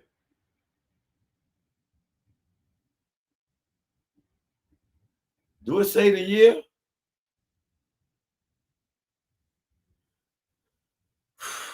These niggas is messing with a nigga that know where the bodies is buried. Somebody's in jail. Whoever did this, that's in jail. The feds could go to them and ask him this and offer the nigga to get out. If he testified that Joe told him to do this, that nigga could get out of fucking jail and be like, yeah, Joe told me to do this. And he'll get out and Joe will go to jail for these two murders.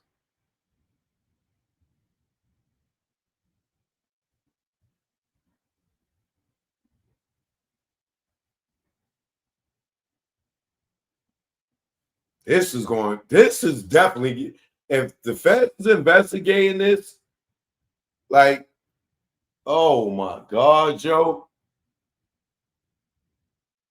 I'm going to read that again.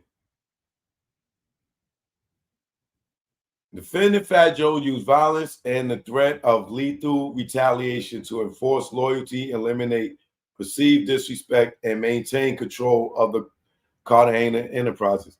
These acts of actual and attempted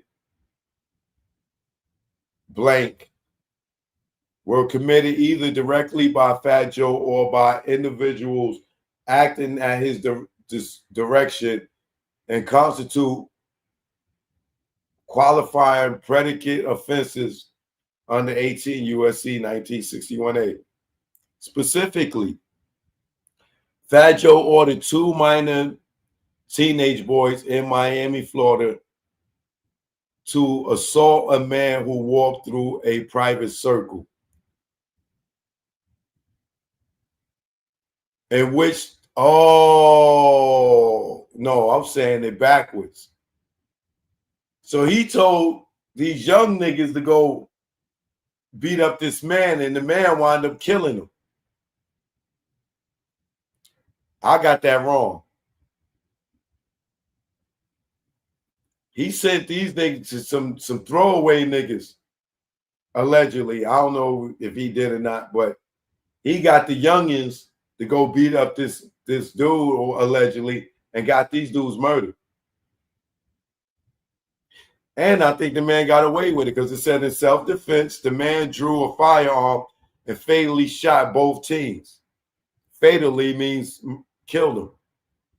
The tragic result was the foreseeable consequence of Fat Joe's reckless and retaliatory use of violence to assert dominance and punish perceived violations of his personal space and status. Oh, yeah, somebody in Miami definitely gonna know that. If somebody was with Fat Joe, or two kids got murdered around Fat Joe, somebody gonna remember that. We gonna see somebody gonna be posting that. Fat Joe directed TA and another associate to handle rapper DMX after DMX became involved in an altercation with someone close to the defendant. Following Fat Joe's demands, TA attempted to confront DMX, but DMX refused to come outside. Although nothing happened to DMX, TA was under the immense pressure of coercion, knowing that refusing the order could jeopardize his safety, finances, career, and position. This illustrates how the defendant employed physical force through surrogates to protect his reputation and punish perceived disrespect to the terror squad.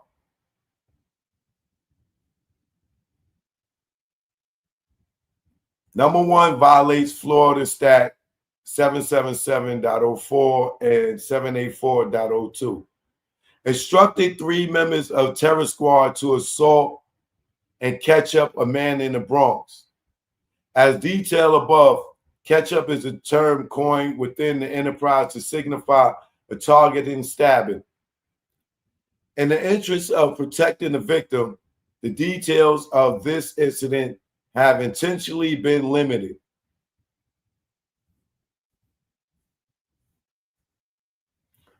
Responding to verbal taunts from the new boyfriend of his children's mother, Brenda, who had called Fat Joe and made a degrading sexual comments like, "I am effing your baby moms and the culo while your son is in the other room."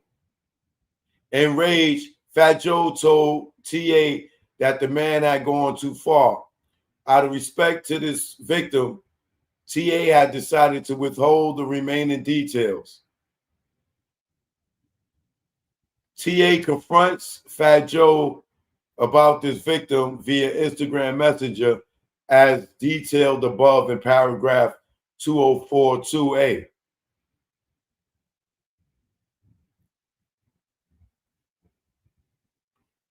I wonder who that is.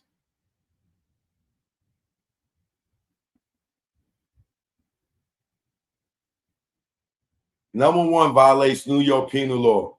Brag to TA that another man is currently serving a life sentence in Sing Sing Correctional Facility for I believe it's murder, but it's redacted. So allegedly murder that Fat Joe himself committed in the 1990s.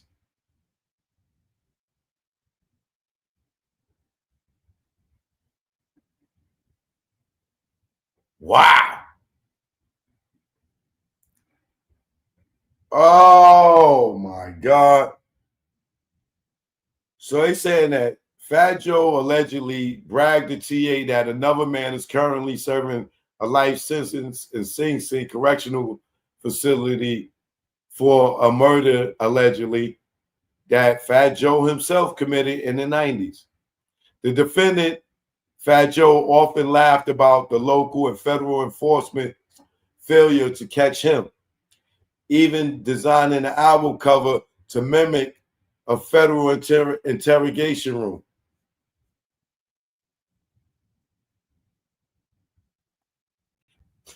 Wow. Y'all remember this album cover?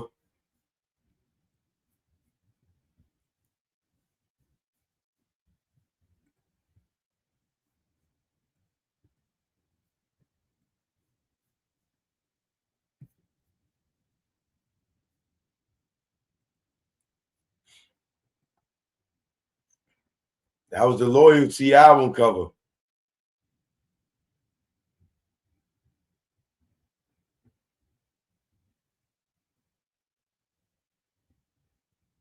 Wow. Yo, yo, man. All this would have been eliminated for just treating a nigga right.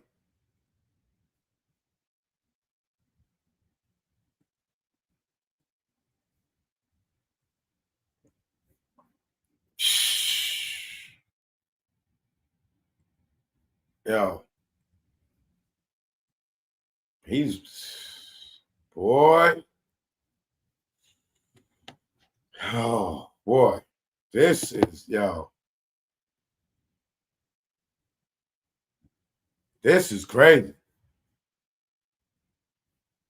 It ain't gonna be hard to find out who the nigga in Sing Sing is. Hey, they probably already told him anyway.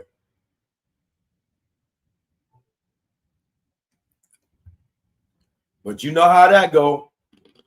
You do whoever that is to Sing Sing and Sing Sing. If they feel like they want to come on, and the feds tell them, yo, come to court and testify, they'll put the body right on. There ain't no statute of limitations on murder. They will put that body right on Fat Joe right now and let that dude come on. We've seen it happen before when somebody else go to jail for something, especially if they went to trial and they just lost trial and they didn't plead guilty to it. They asked to get out with cooperation. But, you know, I'm sure whoever it is, allegedly, if it happened, they probably a real one that ain't going to do that. That's if Fat Joe's still taking care of him. If he's shitting on him, oh, buddy. That's all alleged, though. We don't know if this is true or not, right? This pattern of boasting about successfully, and we know Fat Joe's a major capper. This pattern of boasting about successfully evading law enforcement while benefiting from false attributions of guilt to others is evidence of both obstruction and violent racketeering enforcement. Number one, violates New York penal law and supports a fining enterprise concealment, a hallmark of long-term racketeering organization. This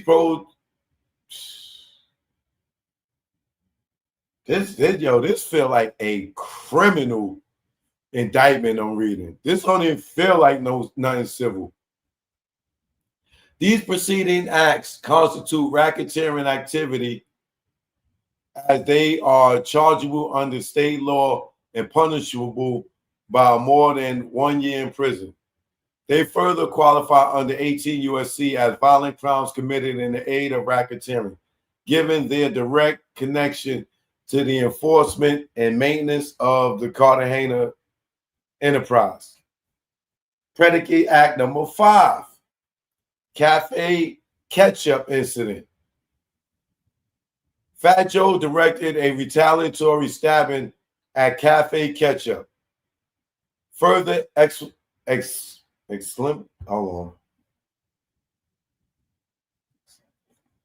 further exemplifying the Cartagena's enterprise violent enforcement model, these acts were carried out by terror squad members blank and blank.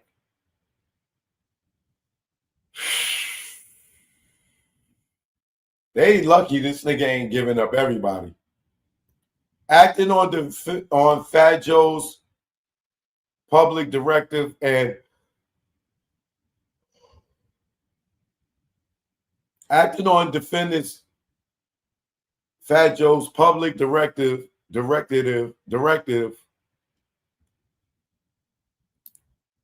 and constitute qualifying predicate offenses under 18 U.S.C. 1961 and A. Specifically, during a public altercation, JB was not unconscious following a verbal exchange over a woman. Fat Joe witnessed the incident and, enraged by perceived humiliation of the terror squad, immediately shouted out, "Give him ketchup! Give him ketchup!"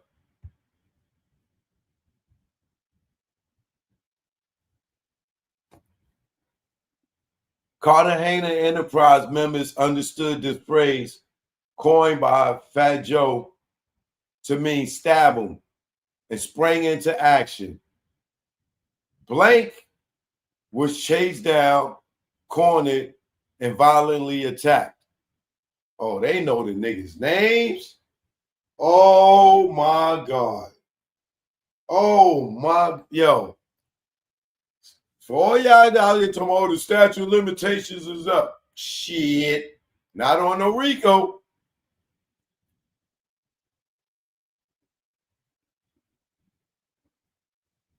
As a result of the attack,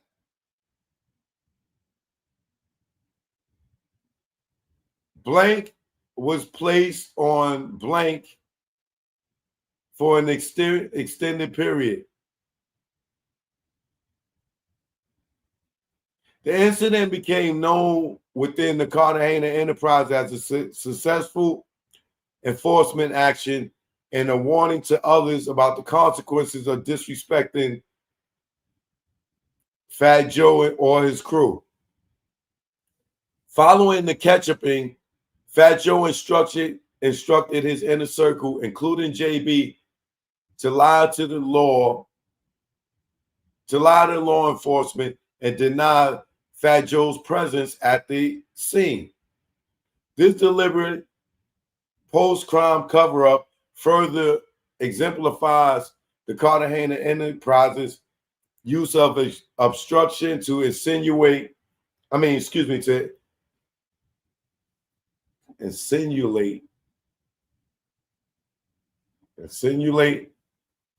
its leadership from liability. The above conduct violates the following 18 U.S.C. 1959 New York Penal Law, and some more numbers. The cafe ketchup incident is a textbook example of a violent crime carried out in aid of racketeering enterprises, directed at silencing oppositions, punishing public challenges, and preserving the defendant Fat Joe's authority. Like other retaliation acts committed by the Cartagena Enterprise, it served the dual purpose of enforcing loyalty and reinforcing fear-based control. This incident is one of several acts of violence directly attributed to Fat Joe's orders. It forms a critical part of the pattern of racketeering activity supporting liability under 18 U.S.C. Predicate Act number 6, attempted assault on rapper Mac Main. As a part of the Cartagena's enterprise ongoing pattern of violent enforcement, Fat Joe issued a directive to assault Jermaine Anthony Prayon, professionally known as Mac Main, a prominent hip-hop artist affiliated with the Young Money music label. According to TA, Fat Joe told him in no uncertain terms that Mac Main had crossed the line and needed to be pounded out. The order was delivered in the same coded enforcement language Fat Joe routinely used to trigger physical attacks on perceived adversaries. Though he never carried out the demand because the opportunity never presented itself, TA understood the directive as a mandatory and dangerous to refuse. TA reasonably believed that declining to act on order will result in retaliation, including loss of employment, social isolation, or physical violence. This attempted act of retaliatory violence qualifies as predicate offense because it reflects criminal solicitation, conspiracy in the second degree, and where applicable, criminal attempt or solicitation, aggravated battery. The order further supports liability under 18 U.S.C. 59A3 as an act of solicited violence in the aid of racketeering and constitutes racketeering activity under 1961A. This incident illustrates that the Cartagena Enterprises method of intimidation were not limited to anonymous victims or unknown rivals, but extended into the commercial music industry and involved high-profile figures. Fat Joe's expectation that TA would carry out the assault demonstrates the internal pressure and threat structure that govern the enterprise's conduct. Predicate Act number 7, money laundering and tax evasion. Defendant Cartagena engaged in an extensive multi-year scheme to evade federal and state tax obligations and to launder proceeds derived from racketeering activity, including performance revenue, fraudulent retail transactions, and the coerced labor of TA. Following his 2013 conviction in the District of New Jersey for failing to file income tax returns, Defendant Cartagena began employing more sophisticated methods to disguise his income and avoid detection. According to the DOJ indictment and press release, Fat Joe failed to report over $3.7 million in income, including from his own company, Terror Squad Productions, FJTS Corp., and Miramar Music Touring.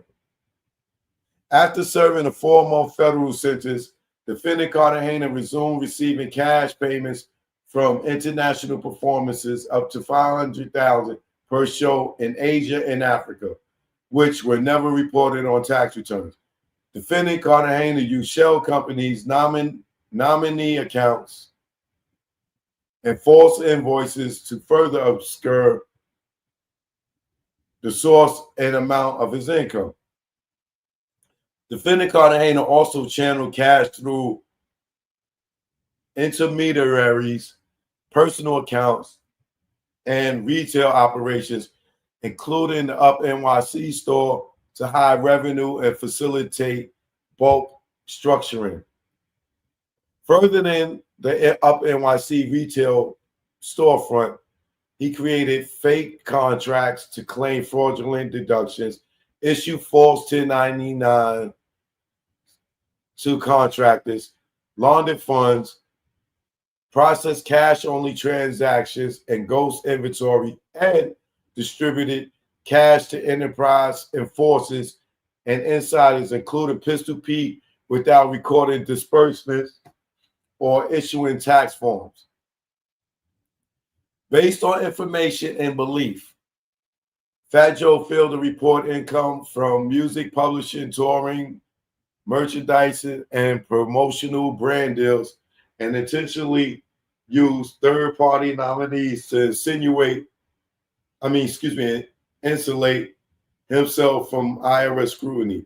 Defendant Cartagena openly boasted to TA and others about defeating the federal government attempts to prosecute him, claiming the feds can never catch me, and released an album cover that depicted a stylized federal interrogation room and deliberate mockery of his prior criminal exposure. These acts constitute federal tax evasion under 26 USC, money laundering, spending criminal proceeds, New York criminal tax fraud, Florida tax fraud, and failure to report taxable income under Florida state. These offenses qualify as racketeering activity under 18 USC 1961 and confirm that Cartagena Enterprise relied on systematic financial concealment to operate across the state and international lines while shielding the defendant from liability. Defendant Cartagena's conduct reflects a sophisticated, calculated, and post-conviction effort to obscure enterprise revenue, avoid legal accountability, retain proceeds from trafficking, commercial fraud, and labor exploitation, fund enforcement, mechanics. What is this? I believe that's mechanic influence. Let me make sure.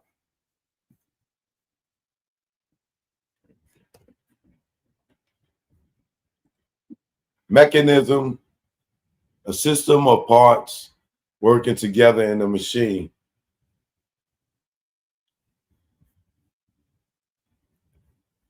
Fund enforcement mechanisms within the enterprise. Example, paying associates, distributing hush money, maintaining loyalty through cash transfers. Predicate Act number 8, commercial fraud and unfair competition.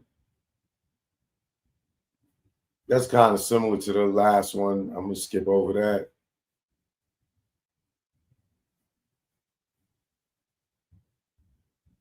Defendant Cartagena intimidated Barbie.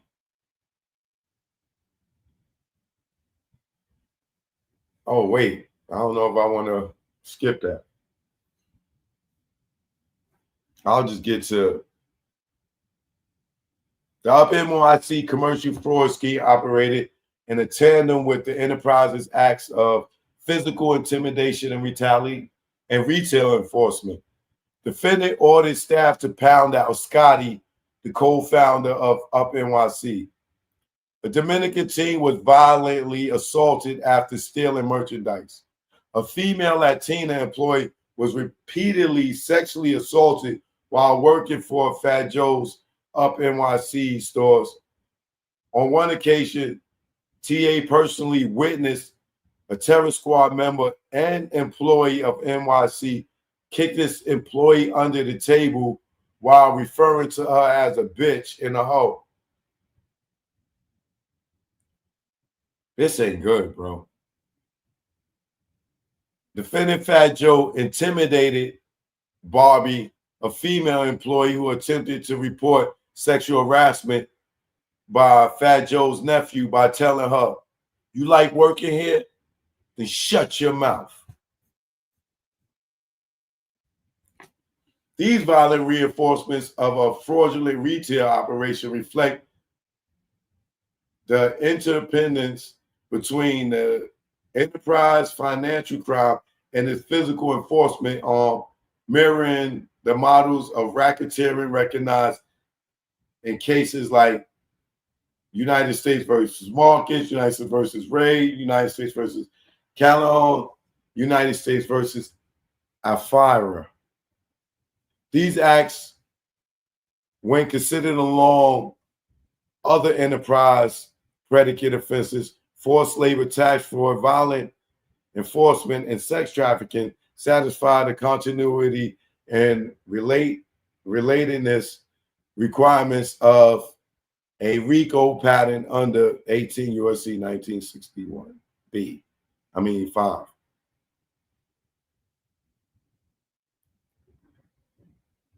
And there's more in that, but let's go to the Predicate Act number 9. We almost through with this one. I could get to the Fat Joe response. Predicate Act number 9, interstate transporting of females for sexual exploitation. As a part of the broader pattern of racketeering activity committed by the Cartagena enterprise, Fat Joe arranged and facilitated the interstate and international transportation of underage females for the purpose of sexual exploitation. These females were transported under the guise of being models, brand ambassadors, music and tour personnel. However, the purpose of their travel was to make them sexually available to Fat Joe, often in exchange for continued proximity to his celebrity, promises of industry exposure, and financial dependence. TA personally witnessed Fat Joe arranged for females to be flown between New York and Miami to join him at events, studio sessions, his Aqua Island home, Airbnbs, and hotels. Fly underage women into the U.S. from Europe, including one female whom Fat Joe paid for cosmetic body modifications, including breast augmentation and a Brazilian butt lift, aka BBL, before making her one of his several minors in his inner circle. He directed his staff and tour managers to book travel, pay cash allowances, and cover hotels for these minors while maintaining control over their movement and access to resources. These minors were frequently cut off financially or discarded when they became non-compliant or no longer served Fat Joe's purposes.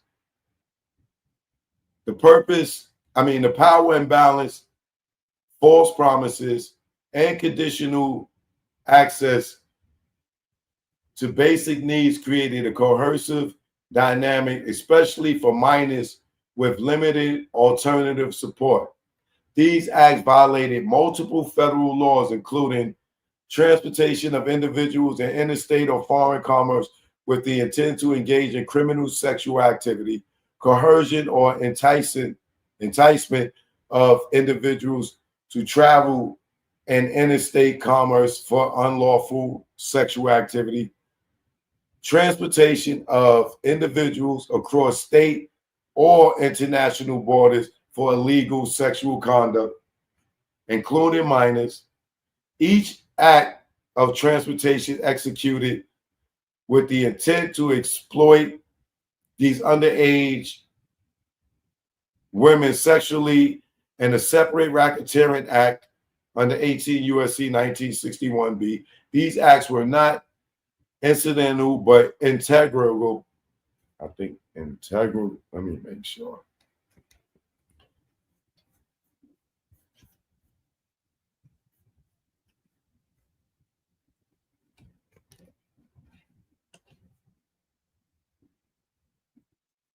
Integral. Incident. These acts were not incidental but integral to the enterprise's culture of coercion, compliance, and reward-based manipulation. This conduct also reinforces that the enterprise internal pattern of sexual dominance and loyalty control, further supporting plaintiffs' related allegations under the TVPA. Is that Transportation Victims Protection Act? I think so. And strengthening the showing of a cohesive racketeering strategy.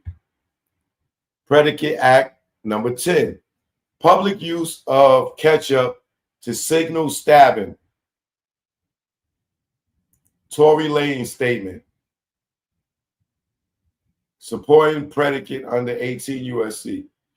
Fat Joe created and routinely used a coded language within the Cartagena enterprise to instruct and describe violent enforcement acts. Chief among these was the term ketchup, a euphemism used to signify that someone should be stabbed. The term was known and understood by enterprise members to be the defendant's Cartagena's directive for violence, often delivered as "give him ketchup," or after the fact described as someone is having caught ketchup. In a recorded public conversation with fellow rapper Jadakiss, defendant Cartagena made an unsolicited comment referring to the stabbing of artist Tory Lanez in custody. He said, "Sad news in hip-hop. Tory Lanez caught ketchup, stabbed 14 times in the yard." Jadakiss was mad confused at Fat Joe's slang.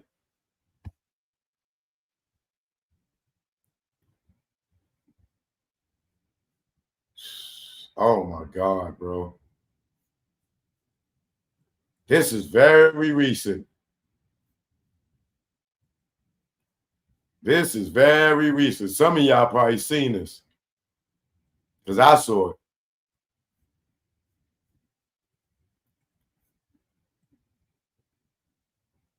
Remember this episode? The transcript of the relevant section is Fat Joe. You know, sad news in hip hop. Tory Lanez caught ketchup. What? Tory Lanez got stabbed 14 times in the yard. Oh, yeah. Man, yeah. It's sad. Your slang is off today, Joe. Yo, what do you want? Your slang is out of this world. Nah, no. I heard that. No. On the serious note, Jada, I'm going to be honest with you. I don't like number 2. I like number 1. I'm bringing out the vocabulary that, on the serious note though, that number 1 vocab. Oh my God. When Jadakiss questioned the phrase, the phrase, Fat Joe doubled down, referring to the expression, my number 1 vocab, effectively confirming that ketchup was one of his own creations and well understood within his circle.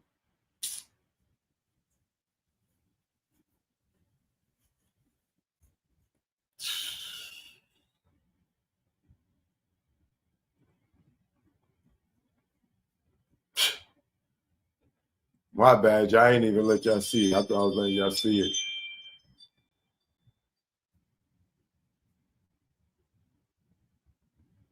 This is it right here. If you didn't, yo. And remember in that phone call, oh my God. Just so y'all can see it.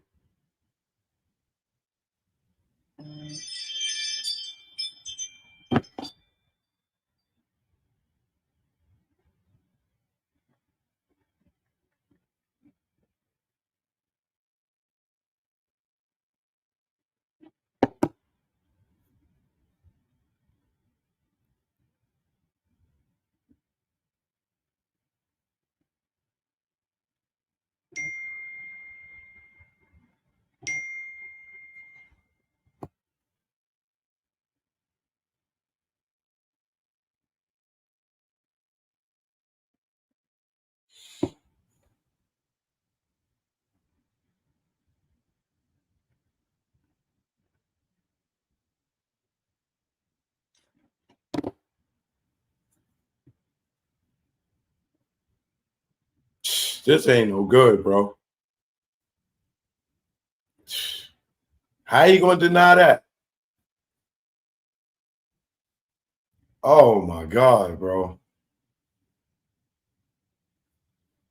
Oh my God. This ain't no good, bro. This motherfucker's in trouble. When Jadakiss questioned the phase, Defendant Cartagena doubled down, referring to the expression, my number 1 vocab, effectively confirming that ketchup was of his own creation and well understood in his circle.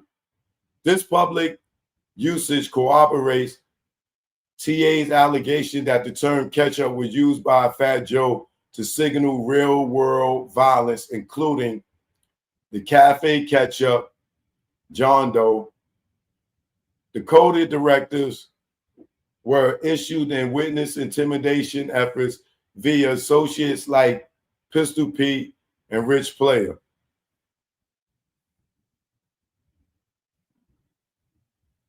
While the statement may not be an independent criminal offense in itself, it is admissible as a party admission under Federal R Evidence 801D2A and serves as a powerful corroboration that the defendant, Fat Joe, 1, coined the term, 2, used it operationally within the enterprise, 3, and viewed its violence implication as a badge of leadership.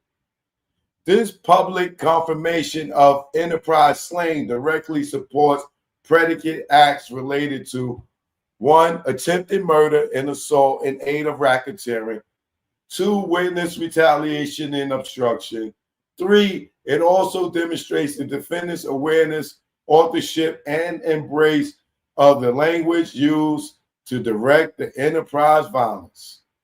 Boy. Cuban, what up? I see you.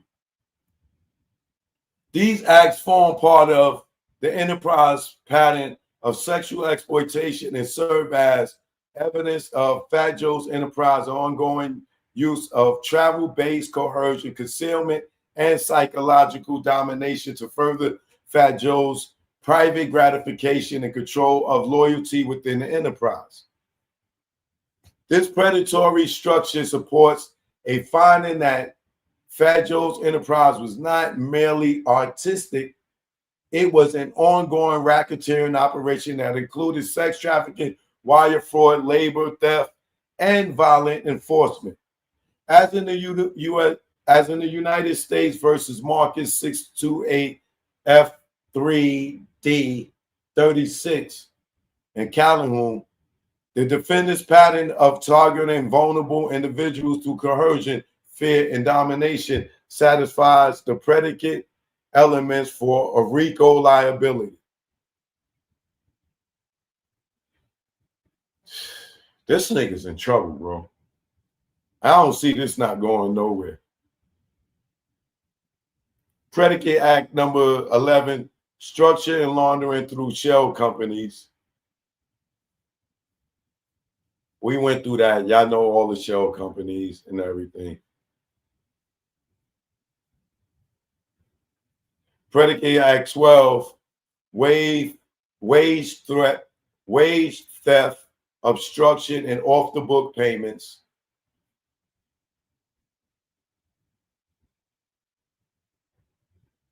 I'm going to skip through this, but I'm going to read this part right here. These payments were often withheld until after performances had concluded, sometimes for days and or weeks, despite being contractually or verbally agreed upon in advance. TA's money didn't hit my account yet. I cannot pay him. He's a little upset. Joe needs to start paying these guys before they get on the plane. The former accountant further acknowledged that Fat Joe directed her to fabricate W-2s and inflate reported wages to the IRS, a tactic designed to create the illusion of lawful compensation while keeping plaintiff economically disenfranchised.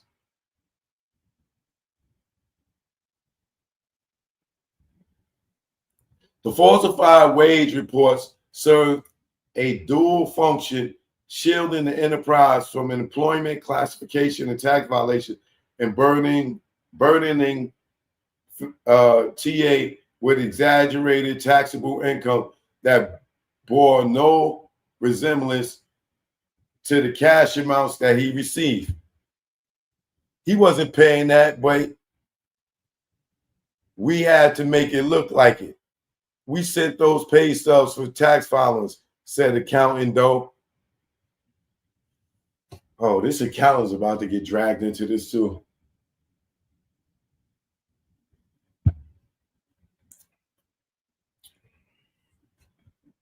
I'm going to skip through this.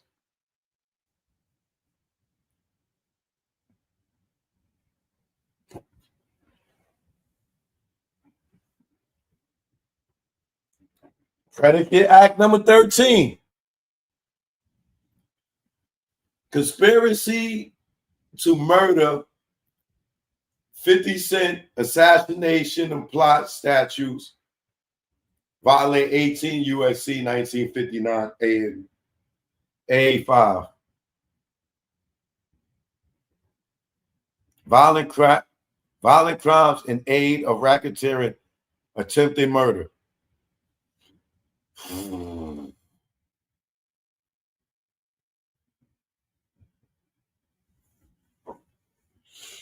Oh my God.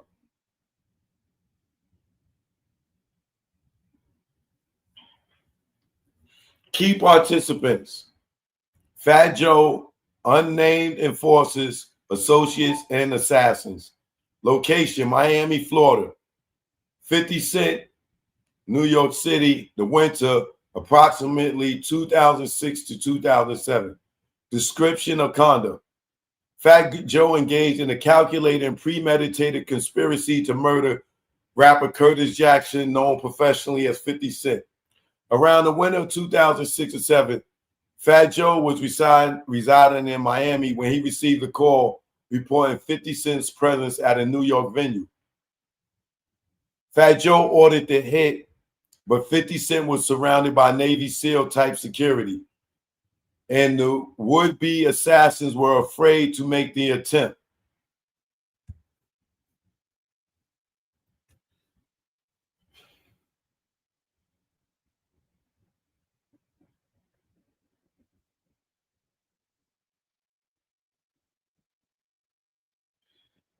Enraged, Fat Joe openly admitted to placing a bag on 50 Cent's head, street slang for a bounty, and expressed frustration that he had not yet succeeded in executing the plot. He told his associates that he'd been trying to get this nigga for a minute and laminated the failure of his terror squad crew to carry out the hit despite multiple opportunities.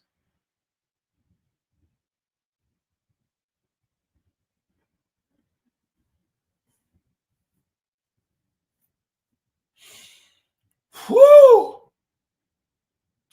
This admission occurred at Fat Joe's residence in Miami. TA was present when Fat Joe made these statements.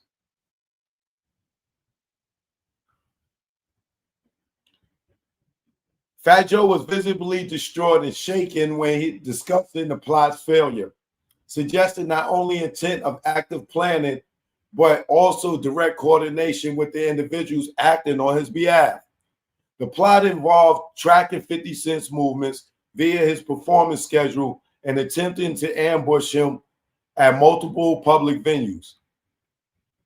Despite the failure to carry out the assassination, defendant's statements confirmed his role as the intellectual author and financier of a murder conspiracy designed to eliminate and perceive rival and solidify the defendant's dominance within the entertainment industry and the criminal enterprise. This attempted assassination is consistent with the enterprise's pattern of retaliatory violence against perceived disloyalty, disrespect, or competition. It also reinforces the enterprise's use of lethal violence as a means of control and fear across both the music industry and its illicit financial operations.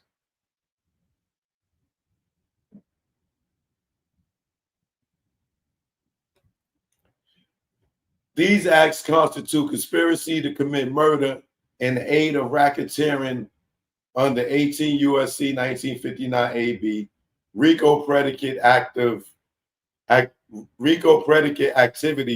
under 1961A due to the overt planning, declared intent, and enterprise-based motive.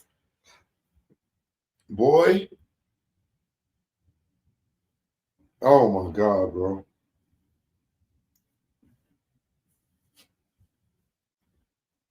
Oh my God.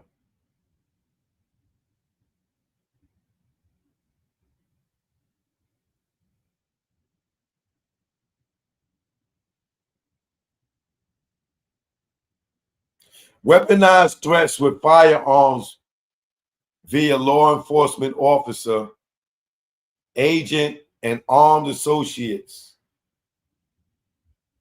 Use of possession of a firearm and furtherance of crime of violence, criminal possession of a weapon, and New York Penal Law 105-15, conspiracy in the second degree, a RICO predicate.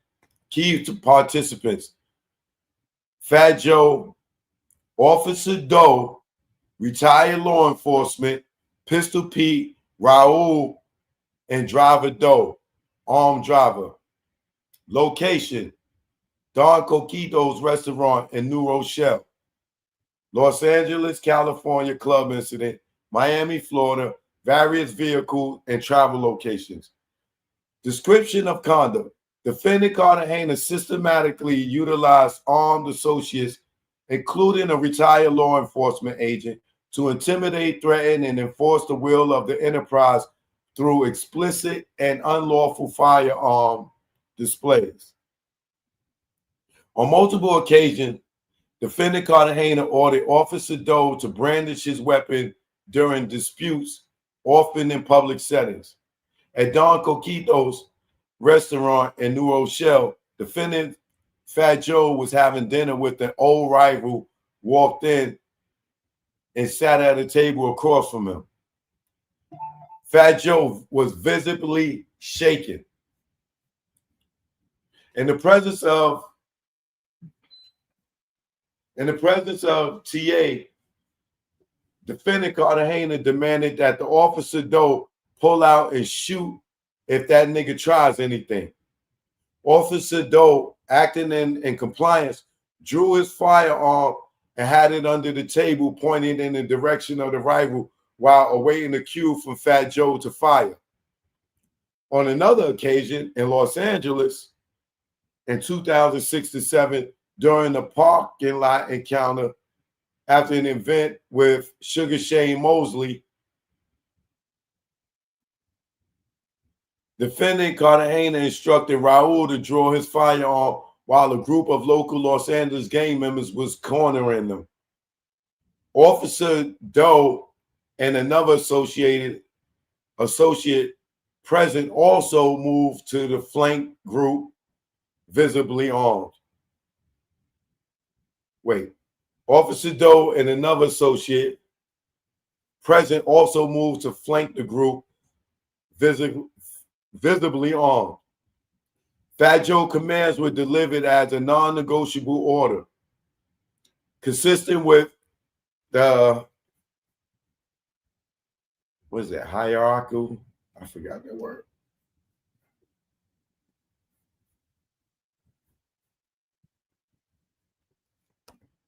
Whatever, the chain of command. Yeah, hierarchical. Control over the enterprise.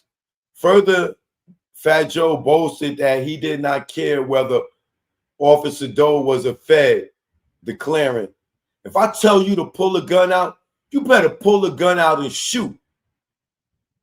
Officer Doe responded, "Don't worry, I got you." These incidents reflect a pattern in which Fat Joe's enforcers, including law enforcement insiders, were deployed to threaten perceived adversaries and shield Defendant Cartagena's authority with lethal force. Firearms were used not in lawful self-defense, but as tools of intimidation, racketeering, enforcement, and criminal retaliation under the defendant's, Fat Joe's, command. In addition to the incidents above, TA has personally witnessed Fat Joe and Pistol Pete brandishing firearms while driving around New York City. Upon information and belief, Fat Joe and Pistol Pete are not licensed to carry and or own a firearm in the state of New York. Upon information and belief, Fat Joe conducted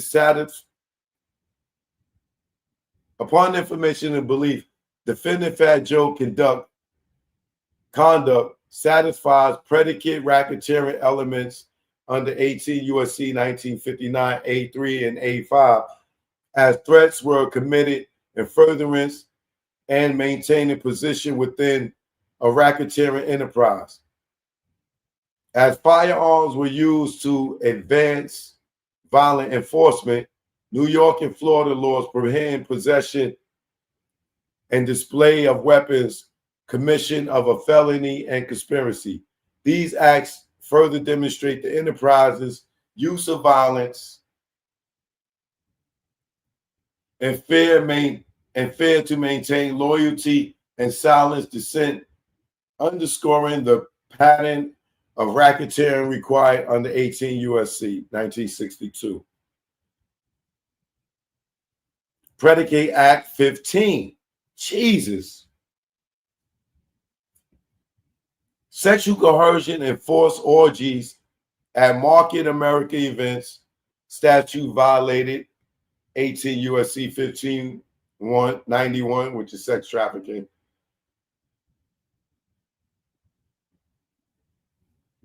Conspiracy to commit sex trafficking, coercion, and enticement to travel for illegal sexual activity, sexual exploitation of human trafficking.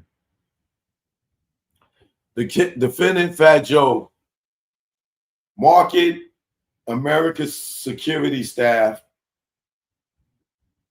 unnamed dancer from Jennifer Lopez tour, and plaintiff John Doe's 1 to 5. Location: Market America Mansion, Miami, Florida. Market America Yacht, Miami Waterways, and Market America Events in North Carolina. Description of conduct: as a part of the ongoing operation of the Cartagena enterprise, Fat Joe facilitated and orchestrated multiple sex trafficking events at corporate-sponsored locations affiliated with Market America, a company for which he served as a public spokesperson. These events included the use of luxury properties such as the Market America Mansion in Miami, Florida, and the Market America Yacht, where TA was coerced into participating in sexually degrading acts, including forced threesomes and orgies in front of Fat Joe and others. On one such occasion, Fat Joe forced TA to solicit a female attendee on the yacht. At the time, TA was talking to one of Jennifer Lopez dancers on the yacht. Fat Joe forced TA to abandon this conversation and solicit a female attendee. Reluctantly, TA obliged, as he knew from past experiences that defending Fat Joe wanted that woman to engage in the sex act aboard the Market America Yacht. TA, under pressure and the threat of expulsion and financial retaliation, complied. The woman ultimately refused, prompting Fat Joe to shame TA and escalate his sexual demands in later incidents. Upon information and belief, at the Market America Mansion, surveillance systems, security personnel, and corporate staff were present during instances where underage or recently turned 18 women were sexually exploited. TA was made to participate in multiple orgies while Fat Joe stood by and masturbated and watched, using his position and psychological leverage to degrade both the plaintiff and the victims. On another occasion, Fat Joe forced TA to convince a woman in North Carolina who TA was dating to compel her 17-year-old daughter to spend time alone with Fat Joe in his hotel at a North Carolina Market America event.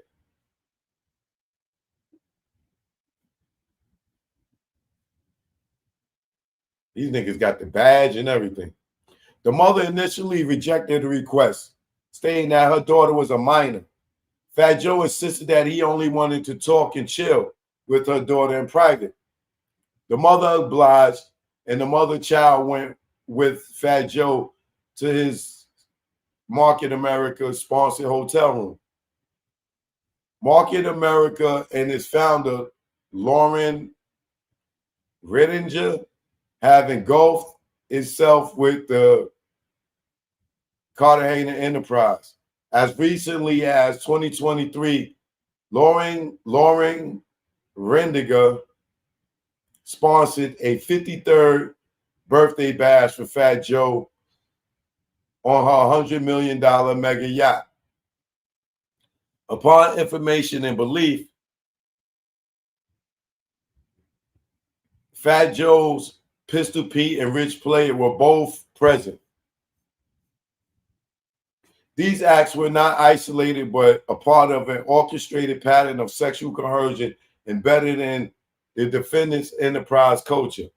Market America, though its infrastructure, security, and employee oversight, knew or should have known that trafficking was occurring on its premises, particularly given that rooms may have been equipped with surveillance cameras and corporate security. Upon information and belief, these acts constitute sex trafficking by coercion and enticement under 18 USC 1591 and 2422, racketeering predicate acts under 1961 and B, conspiracy to traffic persons under 1594C, involving multiple actors and a pattern of conduct across Market America owned properties. Third-party liability for Market America and aiding and abetting principles due to the knowing facilitation of conditions under which trafficking occurred. This predicate act illustrates the integrated use of corporate sponsors and celebrity affiliations to mask and facilitate organized sexual exploitation, a cornerstone of the enterprise's racketeering structure.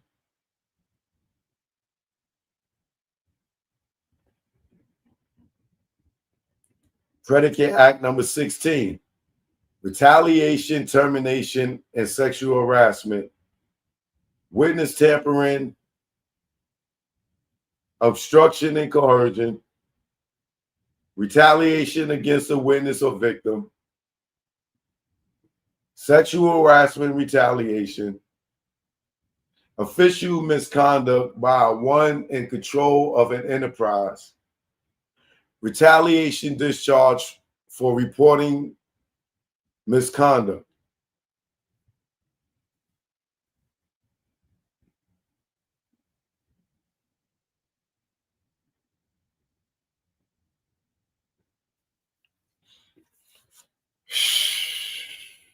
Key participants: Fat Joe, Angel, Fat Joe's nephew, Employee Doe, Spanish female, Junie D, Money Man, Angel's father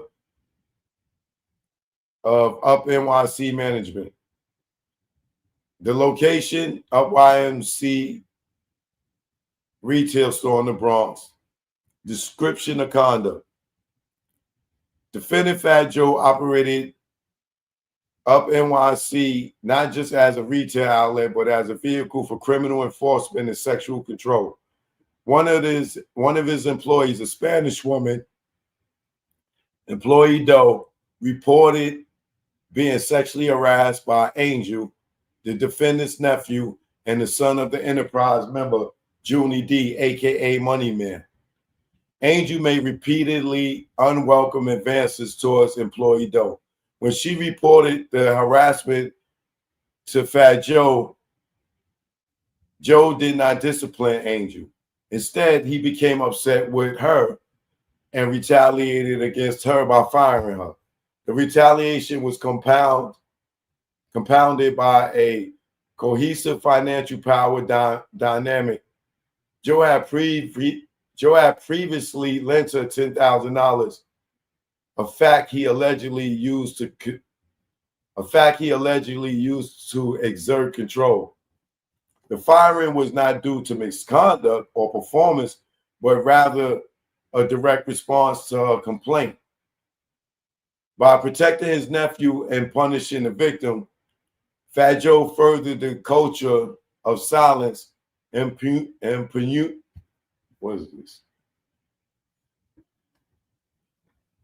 impunity, and intimidation that defines the Cartagena enterprise. This event demonstrates how the defendant used employment as leverage to suppress accountability, that Up NYC served not merely as a store, but as an enforcement and coercion venue.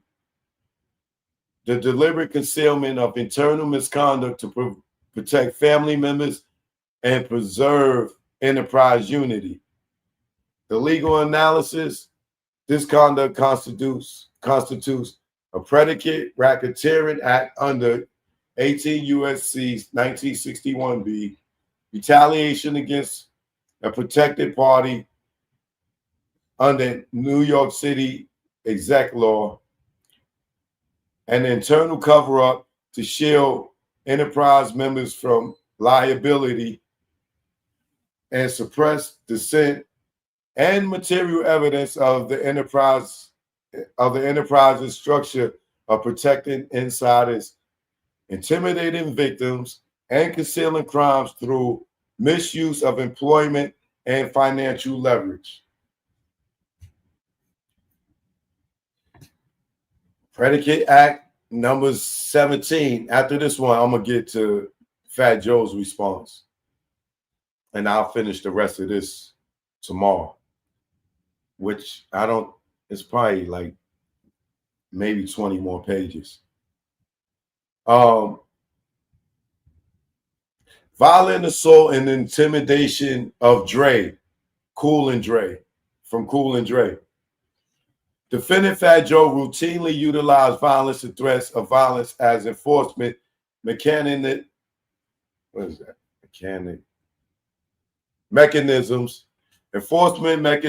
to maintain control, influence, and dominance over associates and competitors within the music industry.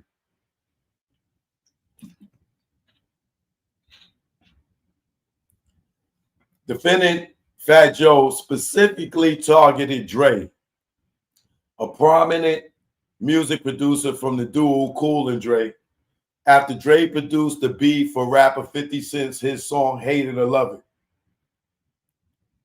Defendant Cartagena viewed this professional collaboration as betrayal and alignment with his rival, prompting immediate retaliation. To punish Dre and publicly convey a clear message to the industry, Fat Joe issued a direct and explicit order to the enterprise enforcer Pistol Pete, instructing him to deliver physical punishment coded as clappy, meaning physical or assault, or slap the target as part of the enterprise's violent enforcement lexicon. Following Fat Joe's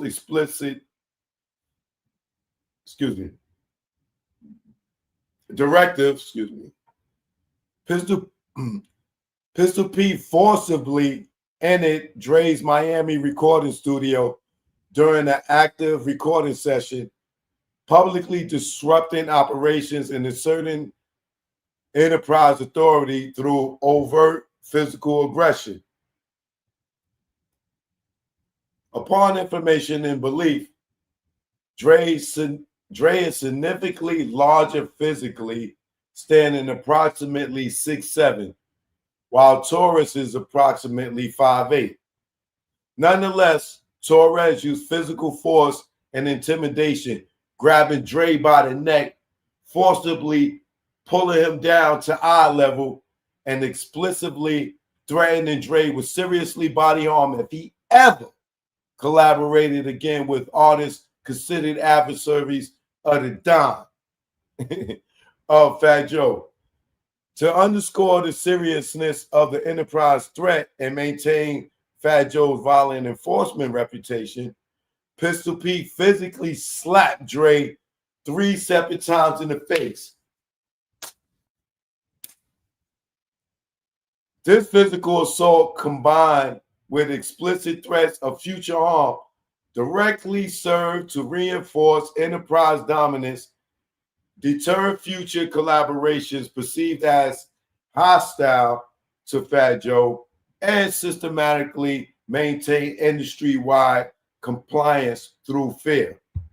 These violent acts violate the following: 18 U.S.C. 59, violent crime in aid of racketeering.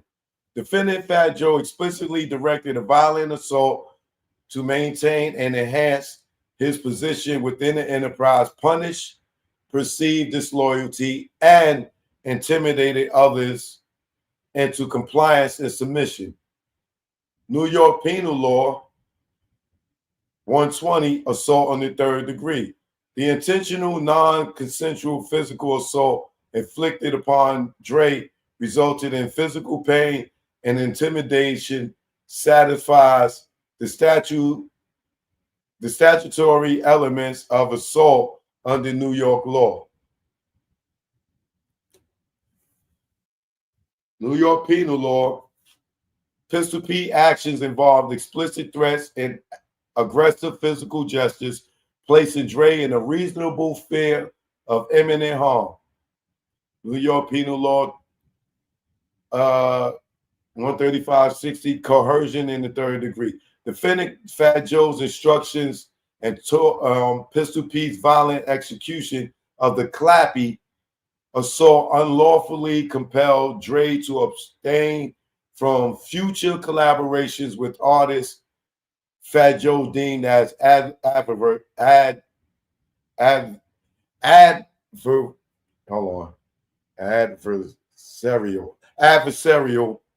deemed as adversarial. Defendants Torres intentionally and unlawfully threatened by word and violent act to cause imminent physical harm to Dre, creating a well-founded fear of violence, satisfying Florida's assault statute. By Pistol Pete intentionally and unlawfully touched or struck Dre against his will, specifically through slapping him 3 times in the face, fulfilling the elements of battery under Florida law. Threats and extortion. Pistol Pete explicitly threatened Dre with future physical harm if he engaged in further collaborations with Fat Joe's rivals, constituting threats of cohesive intimidation punishable under Florida law. These acts qualifies as racketeering under 18 U.S.C. 1961 because they involve violent crimes indictable under federal law, committed explicitly to maintain and enhance defending Fat Joe's enterprise, power, and control through intimidation, coercion, and violence. The Clappy assault on Dre exemplifies Fat Joe's routine enforcement strategy, systematically employing physical violence to dominate industry rivals, punish perceived betrayals, and solidify enterprise authority. Such targeted assaults directly reflect the calculated violent methods routine employed by the Cartagena enterprise to achieve and maintain dominance, reflecting criminal patterns recognized under RICO case law. These acts are considered along previously enumerated predicated offenses, including forced labor, sex trafficking, intimidation, fraud, and violent enforcement, demonstrate closed-ended and open-ended continuity required under RICO. Violence enforcement was not incidental or isolated, but integral. Integral. I think that's integral. Just make sure.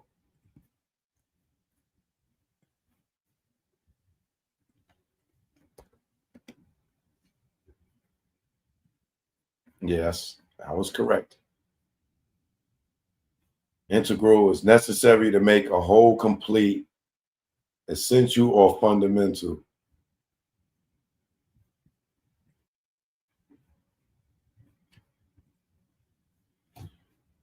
Or isolated but integral to the defendant Fat Joe's operational methodology and governance of the enterprise. All right, Predicate Act 18, retail-based money laundering, whatever.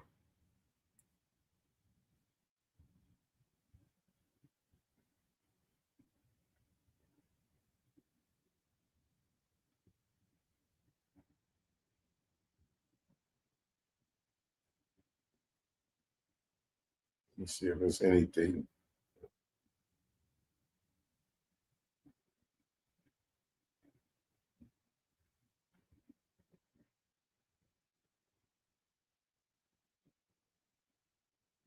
I must stop right there. 18. Now I get ready to go into Fat Joe threatening him allegedly on Instagram and all that. I'm gonna leave that there. But I'm gonna get into Fat Joe's response.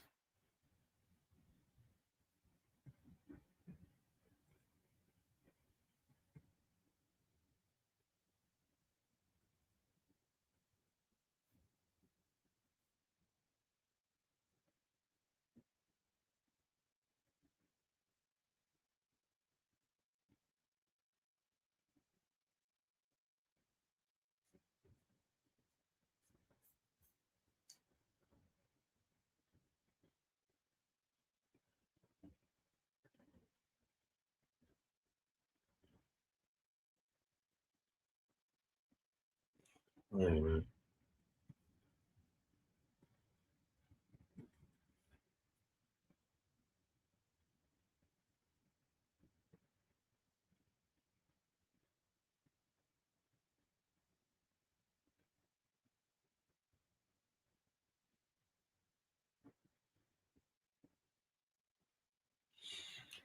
Okay, so here's, just so y'all know, I got the paperwork.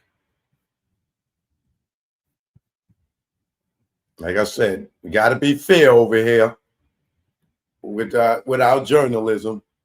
I'll get back to TA's joint tomorrow, but just so you can see, I got Fat Joe's response.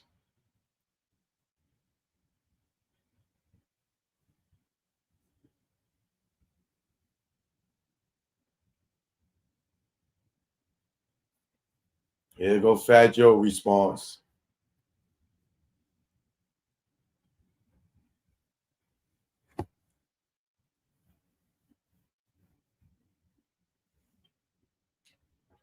And this was filed today.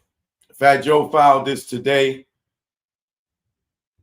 So let's get into this real quick.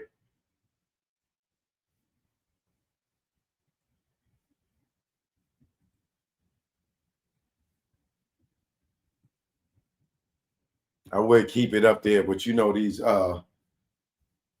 fake ass content guys, they gonna want to grab it from me and then try to report on it. Got to get it yourself. I got mine. You got to get your own.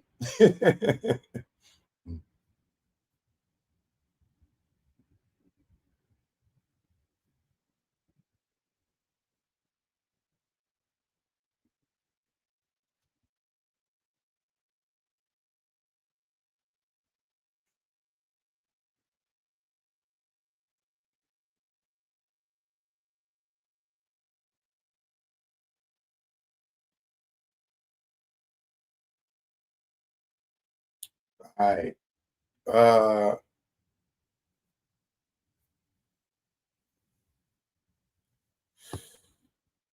Regarding Cartagena versus Dixon case and Dixon versus Cartagena, dear Judge Rokan, we along with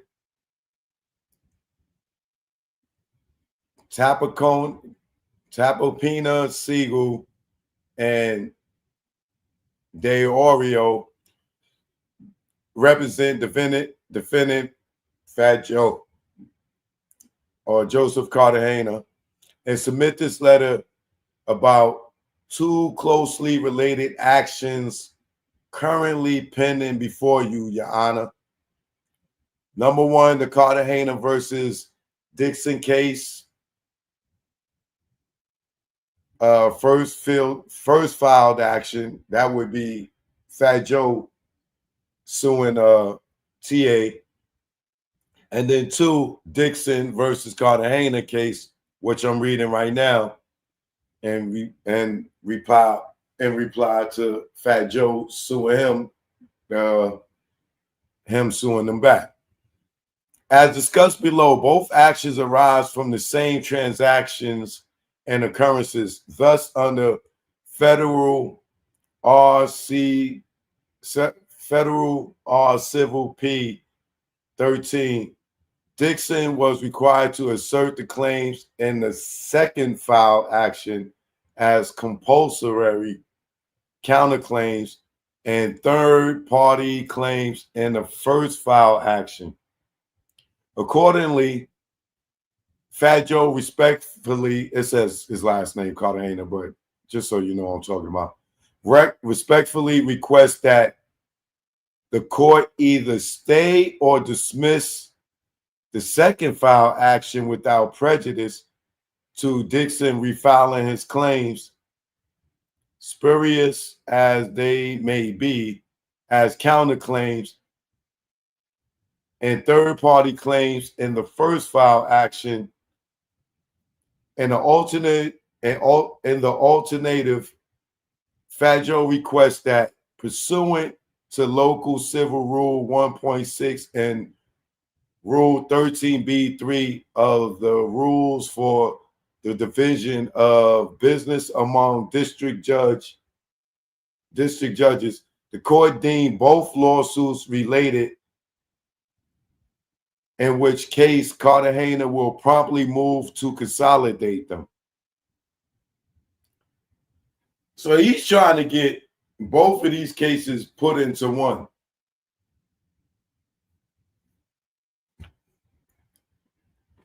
Background.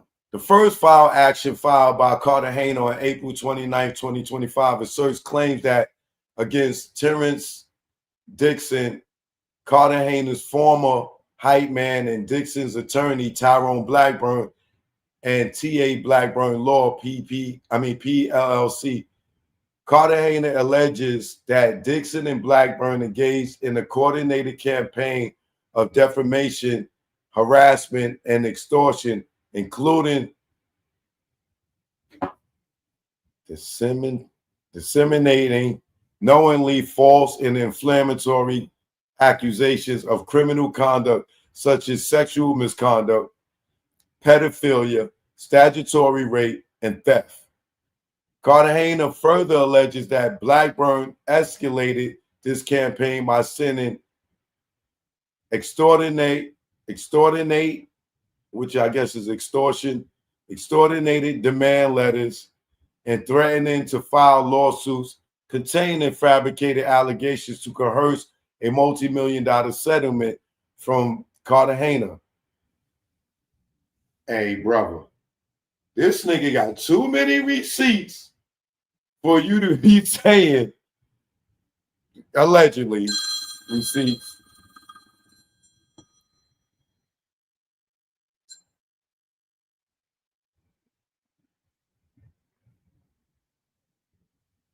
Y'all, I'm on live. I hit you back. All right.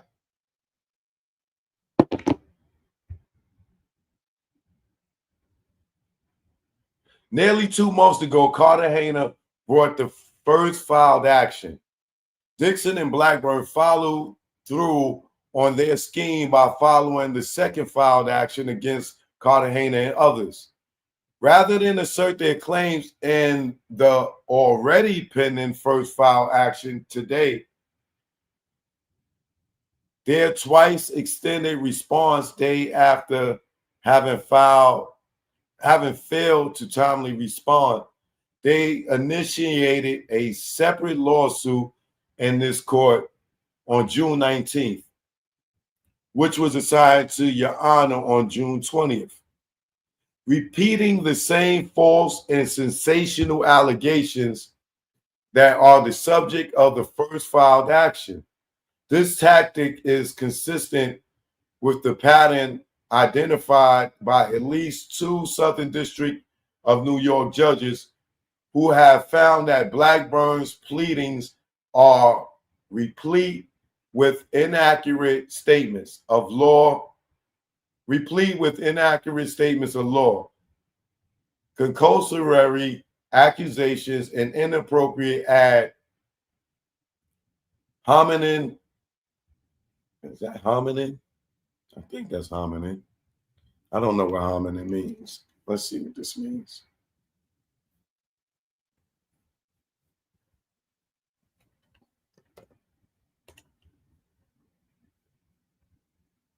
Hominem refers to a type of logical fallacy where an argument is attacked by focusing on the person making the argument rather than the argument itself.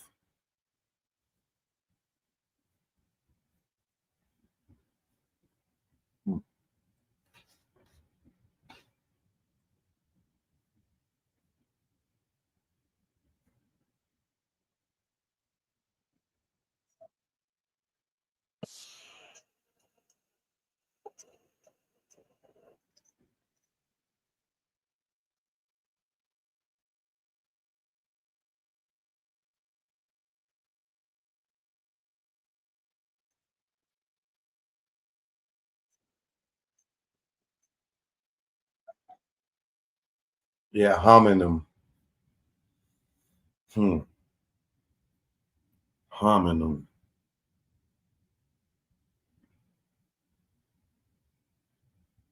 In an argument, an ad hominem attack focuses on attacking the person making the argument rather than the argument itself.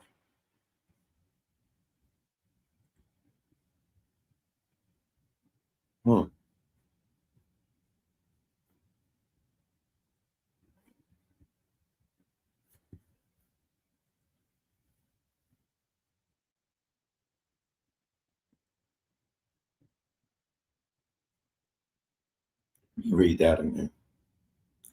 An inappropriate ad hominem attacks on opposing counsel, like Jones versus Combs. They using Diddy. They using Diddy case file already, yo. This is crazy. This thing ain't even, this case ain't even done. But okay. And are designed primarily to garner media attention and embarrass defendants. Really? The second file action should be dismissed without prejudice or stayed. Oh, so he trying to get this one dismissed.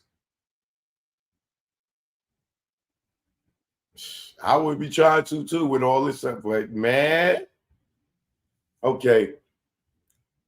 Federal R or Fed R Civ P13 provides that a pleading must state as a counterclaim any claim that at the time of his service the pleader has against an opposing party if the claim A arises out of the transaction or occurrence that is the subject matter of the opposing party's claim, and B does not require adding another party over whom the court cannot acquire jurisdiction. Emphasis added. The factual allegations in both the first filed action and the second filed action arise from the same nucleus of operative facts. Dixon and Blackburn's campaign of false extraordinary, I don't know this word. Hold on.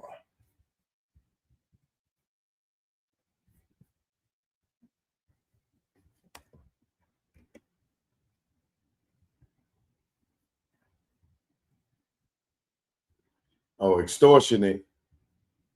My bad.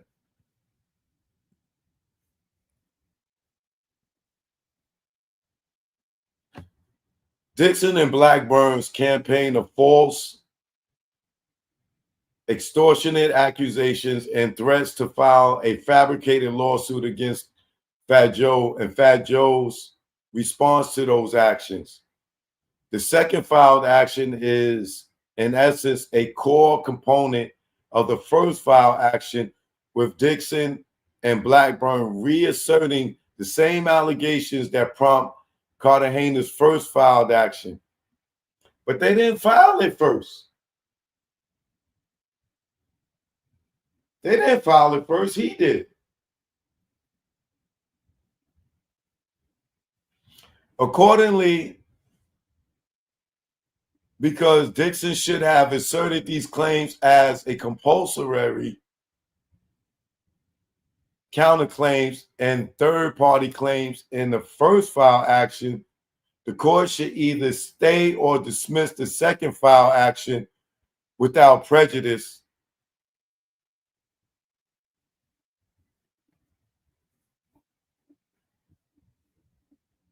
To Dixon refiling his claims as a counterclaims and third-party claims in the first filed action. Once a court becomes aware that an action on its docket involves a claim that should be a compulsory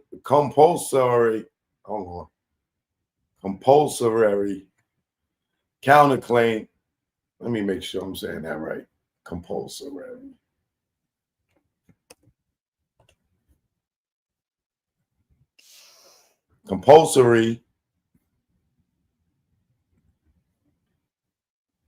involves a claim that should be a compulsory counterclaim and another pending federal suit. It will stay. Wait, what does that mean?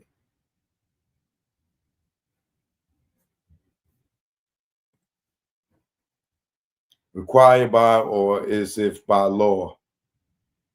Having the power of forcing someone to do something.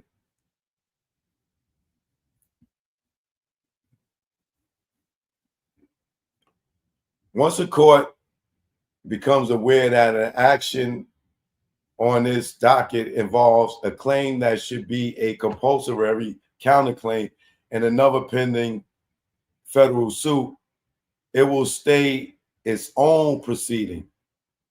And then it gives a case law. Dismissing filed action and stating that when faced with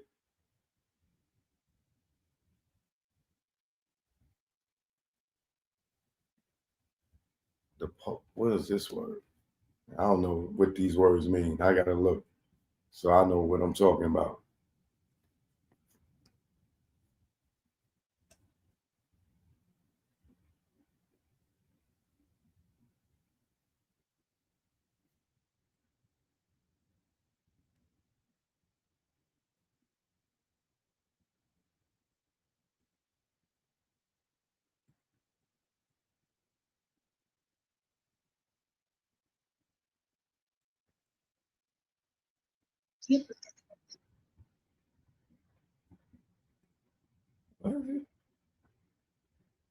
What does this mean?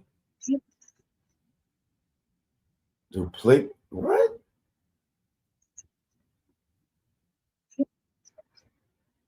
Duplicative. Duplicate. What? Duplicative. I guess that means more than one. Duplicative.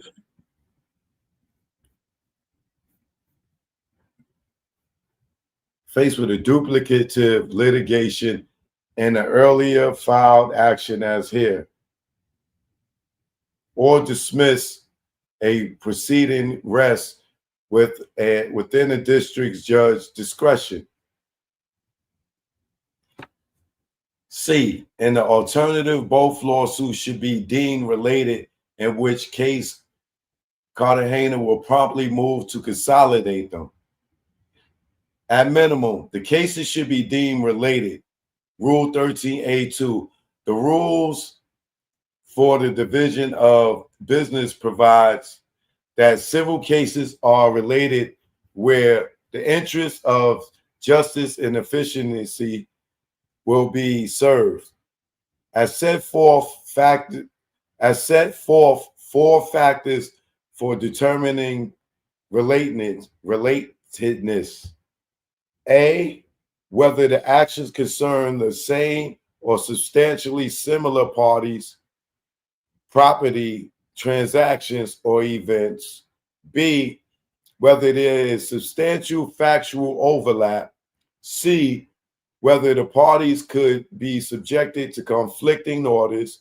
And or D, whether absent a determination of relatedness, there would be substantial duplication of effort and expense, delay, or undue burden on the court parties or witnesses. All four factors are satisfied here. First, both cases involve the same core parties, Cartagena, Dixon, and Blackburn.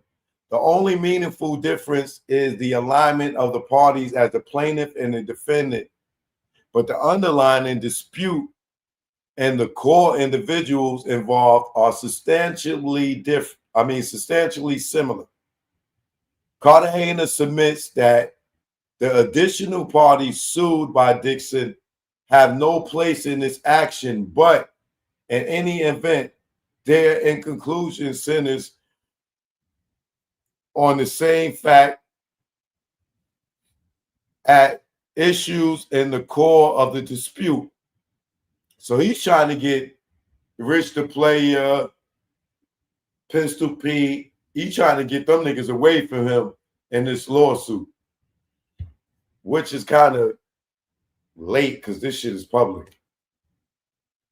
Second, as discussed above, the factual allegations in both lawsuits arise from Dixon's and Blackburn's campaign of false, extortionate accusations and threats against Fat Joe and Fat Joe's response to those actions.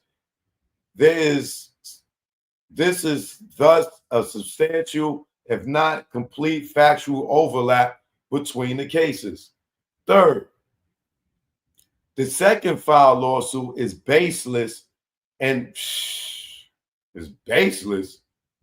The second filed lawsuit is baseless and is a part of parcel of Dixon and Cartagena's ongoing extortion scheme. However, even assuming arguendo, I think that's that word.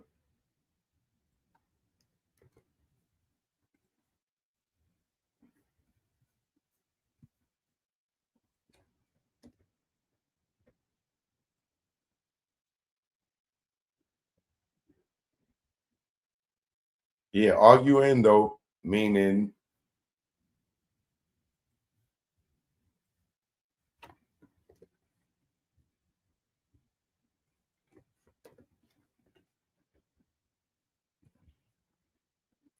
for the sake of argument.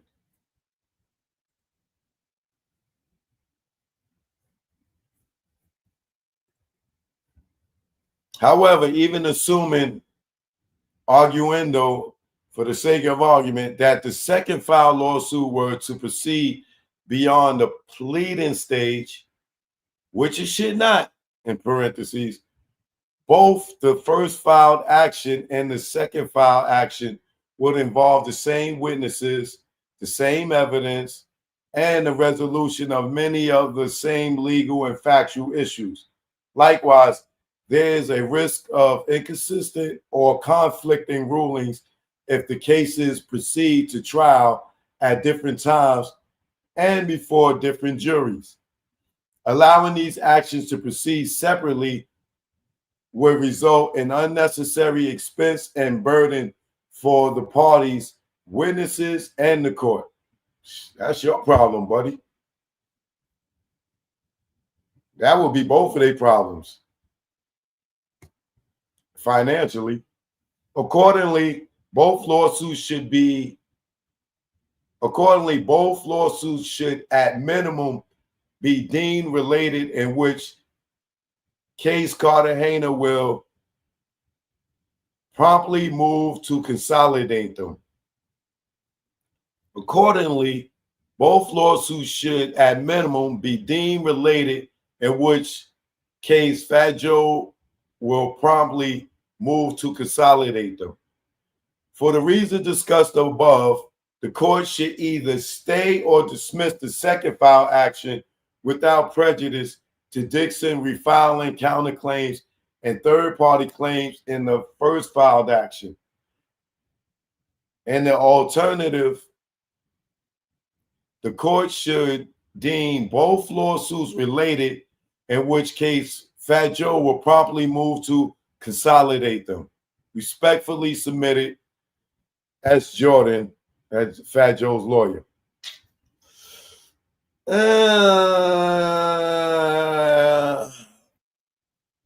I would understand why he want this lawsuit thrown out. But like I said, even if they throw it out, boy. Oh, TA lawyer already responded to this.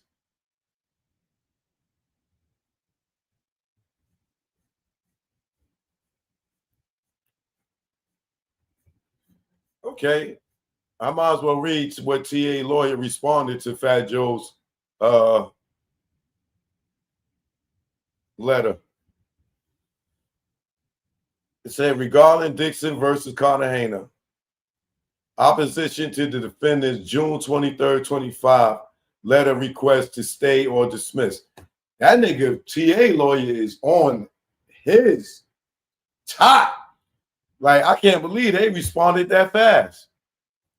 We represent the plaintiff, Terrence Dixon, in the above caption matter. We write in opposition to the defendant, Joseph Cartagena's June 23rd, 2025 request to seek and dismissal, stay, or consolidation of this action. Let me blow this up because this shit is so little I can barely see it.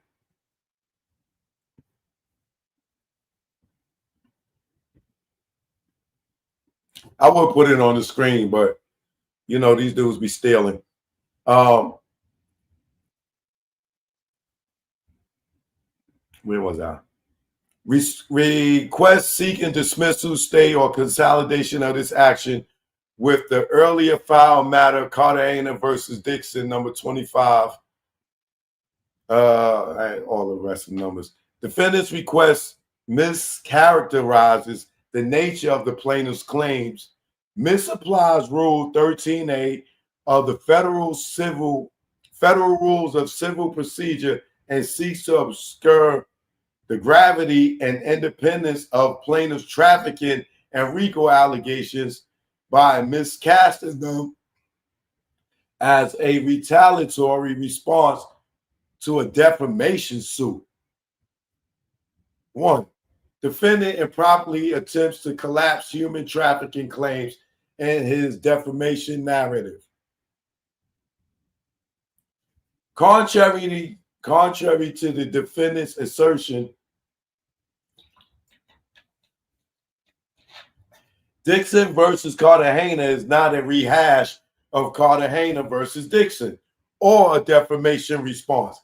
Instead, it is a distinct and well-pleaded civil action under Trafficking Victims Protection Act, TVPA, RICO, and related state tort doctrines.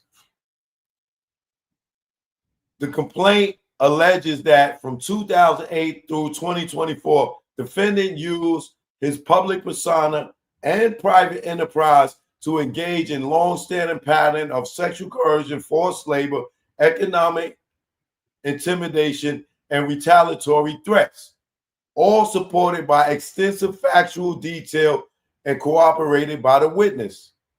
Defendant now attempts to recast these claims as a part of a defamation and extortion campaign, and argues that the TVPA and the RICO claims should have been filed as compulsory counterclaims.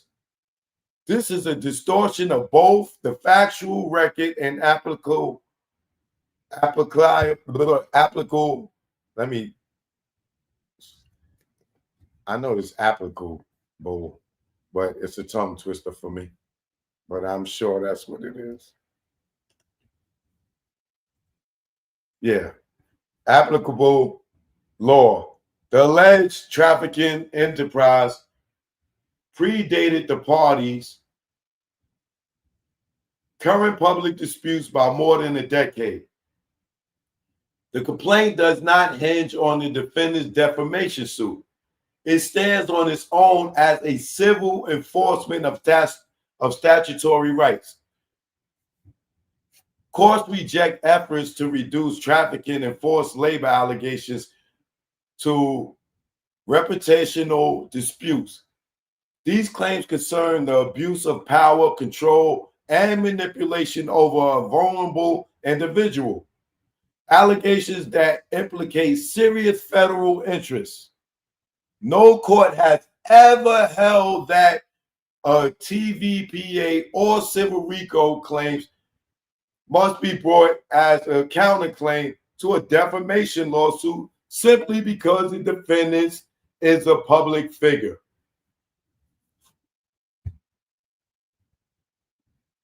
Defendant's defamation framing ignores actual malice and public figure standards. Under Rule 13.8, a claim is compulsory only if it arises out of the transaction or occurrence that is the subject matter of the opposing party's claim.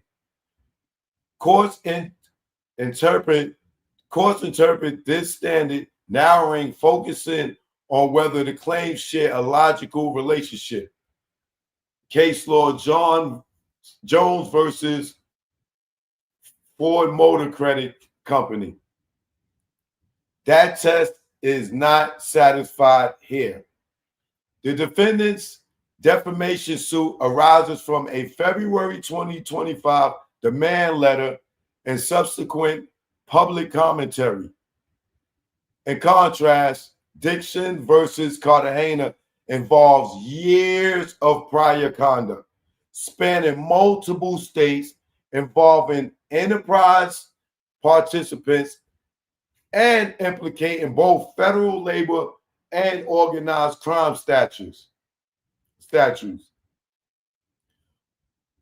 While the defendant would like to treat the trafficking claims as a publicity stunt, they allege a pattern of exploitation and coercion that far predates and independently supports the plaintiff's complaint.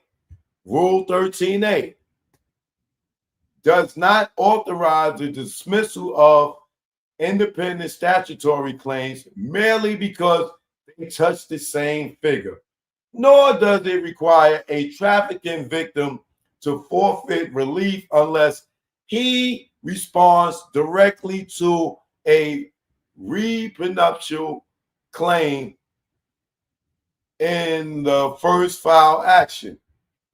Is that reproduction or repetitional?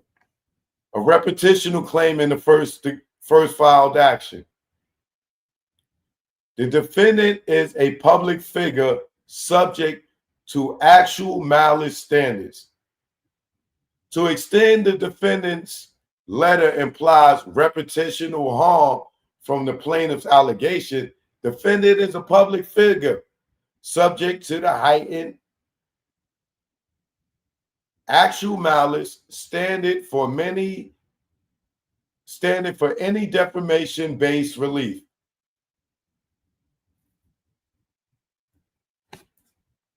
The showing of false necessary to recover for libel varies depending on a plaintiff's position in society, requiring a higher degree of fault for public officials and public figures. Check Sell versus Filipino reporter enters in that case law. A public figure must plausibly allege that the statements were made with knowledge that the statements were false or with reckless disregard as to their falsity.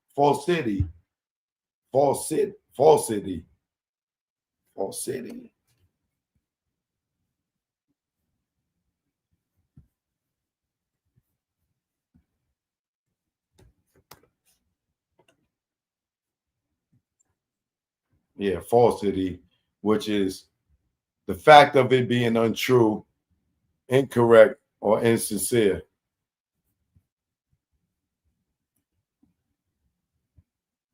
A public figure must plausibly allege that the statements were made with knowledge that the statements were false or with reckless disregard as to their falsity.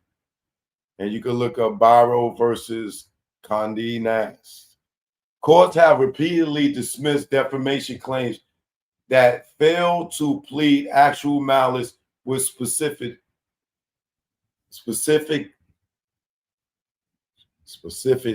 What is this? CDROL Passy SL versus Nielsen Company.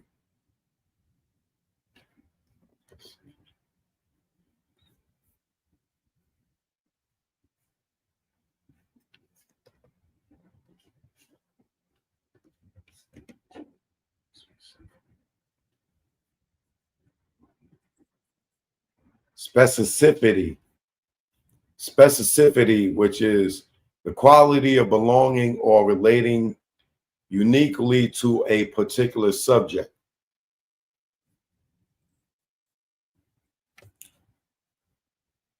Courts have repeatedly dismissed defamation claims that fail to plead actual malice with specificity. Cartagena's letters fail to show how plaintiffs independently substantiated trafficking claims could ever satisfy that burden.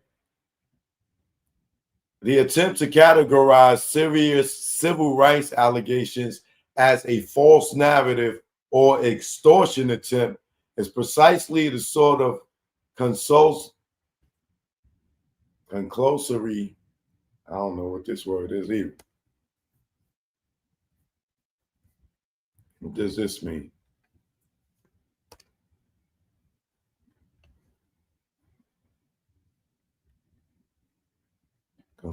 Conclusory means expressing a judgment or opinion without providing supporting facts or evidence.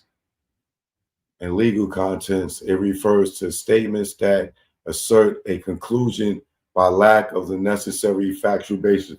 So basically, Fat Joe ain't proved that he's lying. So why should they dismiss it if he ain't proved what he's saying is false? An allegation as a false narrative or extortion attempt is precisely the sort of the conclusory and speculative framing that courts reject. And see this case law, they give an example. Moreover, courts may deem a party a public figure at the motion to dismiss stage where the pleadings suffice. Defendant's public prominence as an entertainer, business owner, and frequent commentator qualifies him as a limited purpose public figure at minimum. And then they give to some case laws. Consolidation or related case designation would be improper and prejudicial. There is no legal or factual basis to consolidate the two cases or deem them related under Local Civil Rule 1.6. Relatedness requires substantial factual and legal overlap, not the mere identity of parties. The plaintiff's claim alleged statutory and constitutional violations, not reputational harm. They involve different factual timelines, different causes of action, and different types of harm. The defendant desired to obscure those distinctions through procedural consolidations should be denied. Once the court reviews the motion to dismiss in Cartagena versus Dixon, it will be abundantly clear that there is no legal or factual basis for that action. Defendant fails to plausibly plead actual malice and required under New York Times Company versus Sullivan, 1964, and is prognagny. What does prognagny mean? I know all you intelligent, smart guys out there, y'all know all these words mean. Progeny, a descendant or the descendants of a person, animal, or plant, or offspring. Progeny. And his progeny.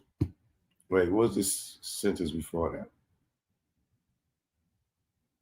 Defendant fails to plausibly plead actual malice as required under New York Times case law and his progeny. As a public figure, Cartagena bears the burden of demonstrating that plaintiff acted with knowledge of falsity or reckless disregard for the truth. Yet, the complaint is devoid of any specific allegations supporting that standard. See another case law. The complaint's consolatory assertions and legally insufficient, and the case should be dismissed with prejudice. Conclusion: plaintiff's trafficking, forced labor, and enterprise liability claims are not subject to the Rule 13A. Defendant request to dismiss, stay, or consolidate is based on a deliberate mischaracterization of the factual record and applicable to the law. Mischaracterization of the factual record and applicable to the law. I'm sorry, y'all. I'm butchering these words. Bear with me.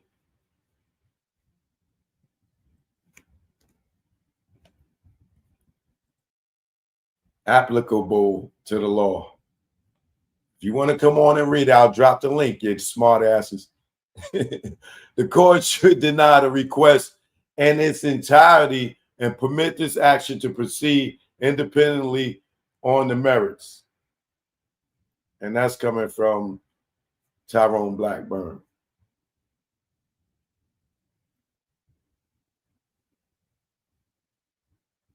So in a nutshell, they saying, prove we lying. If you can't prove, you ain't prove we lying. If you could prove we lying, then yeah. But you ain't proven we lying about nothing. You just filed the defamation suit. We coming back with this. So now prove all this. Prove that the sex trafficking is a lie. Prove you never messed with no minors. Prove you paid this nigga on time. Prove all this, and then talk about consolidating or getting rid of anything. You ain't proved nothing. Prove it. Prove you didn't send these emails. Prove y'all didn't threaten him. Prove y'all didn't. Yeah. Somebody says TA, the one who has the snake anacondas in his box. Yeah, but so Fat Joe is basically, he filed a motion to try to get them to bring the cases together or to get rid of this RICO one, which I don't think they're going to do that. We'll see. We'll find out tomorrow or the next day what the judge say. But I personally don't think that Fat Joe has proven that this is an extortion attempt, in that anything that GA is saying is lying. He's lying, especially with the recorded phone calls, especially with the DMs. Like, I don't understand how they think they're going to get them to throw that whole thing out with all that evidence this guy got. It's too much evidence. Way too much evidence. So we'll see what happens, but I'll come back tomorrow and finish up the last, what page we at? 140. Let's see how many pages is it. You got 17 more pages. This is a long ass lawsuit with a lot of goddamn evidence and receipts. Because we still ain't get to this one. And this one right here is public record. I don't even know if y'all know about this one.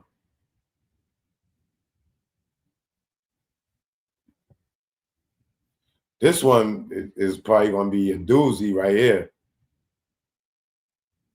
Should we take a sneak peek at it right now?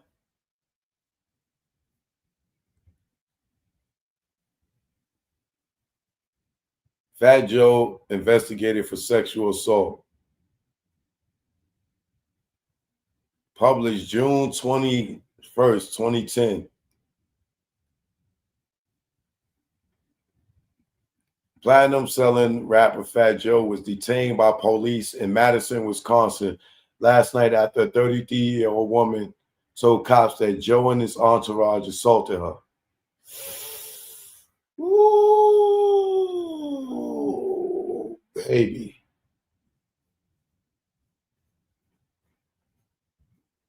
This was on TMZ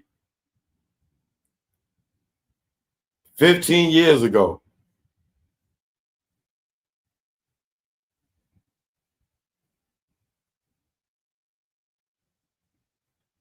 Miami variants. Joe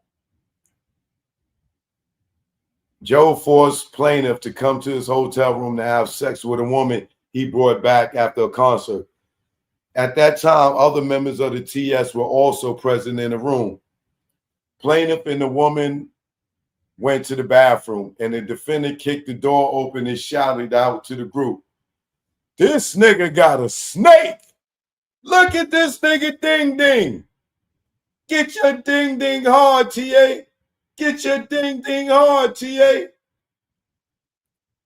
One of the individuals in the room responded, "Yo, Joe, man, I'm not going to stand here and watch this nigga ding ding."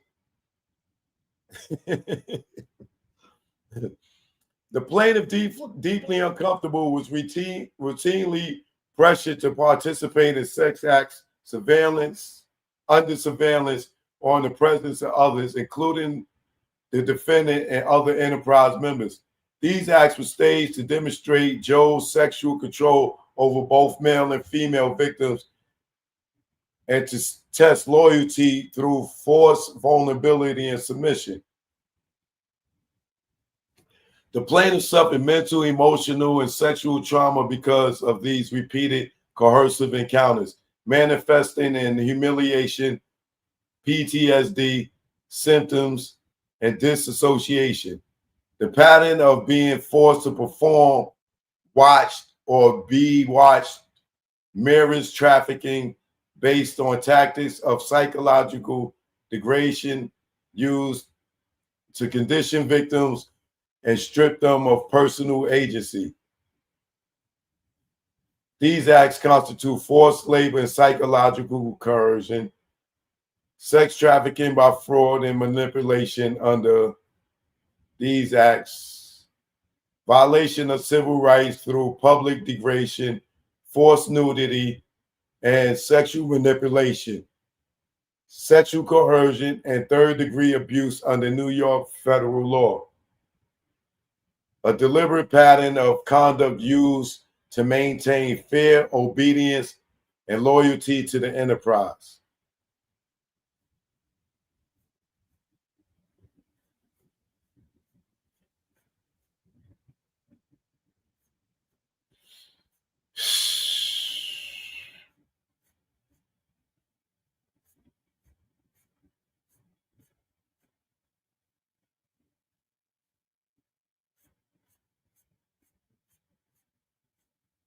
Yeah, it's almost over. Yeah, it's almost over. So I'll start at 140 tomorrow.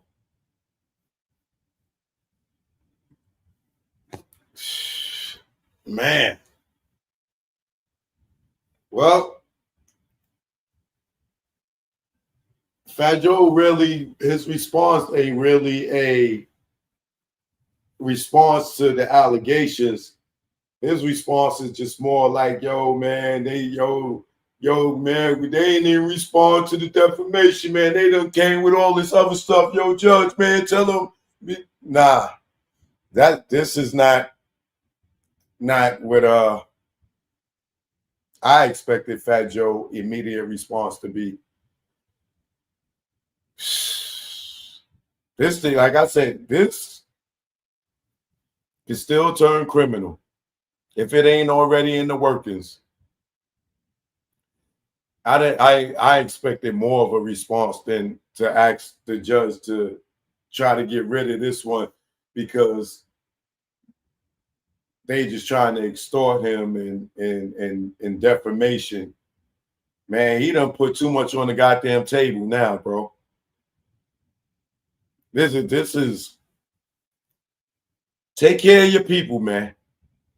If you out there and you watching and you got an entourage of niggas and you paying these niggas peanuts and you ain't paying niggas, let this be a lesson that one day they may sue you. And it's crazy because Fat Joe sued him first. All he did was expose how he was being treated and got hit with a defamation suit. And that opened a goddamn can of worms, boy. I mean, a mean can of worms.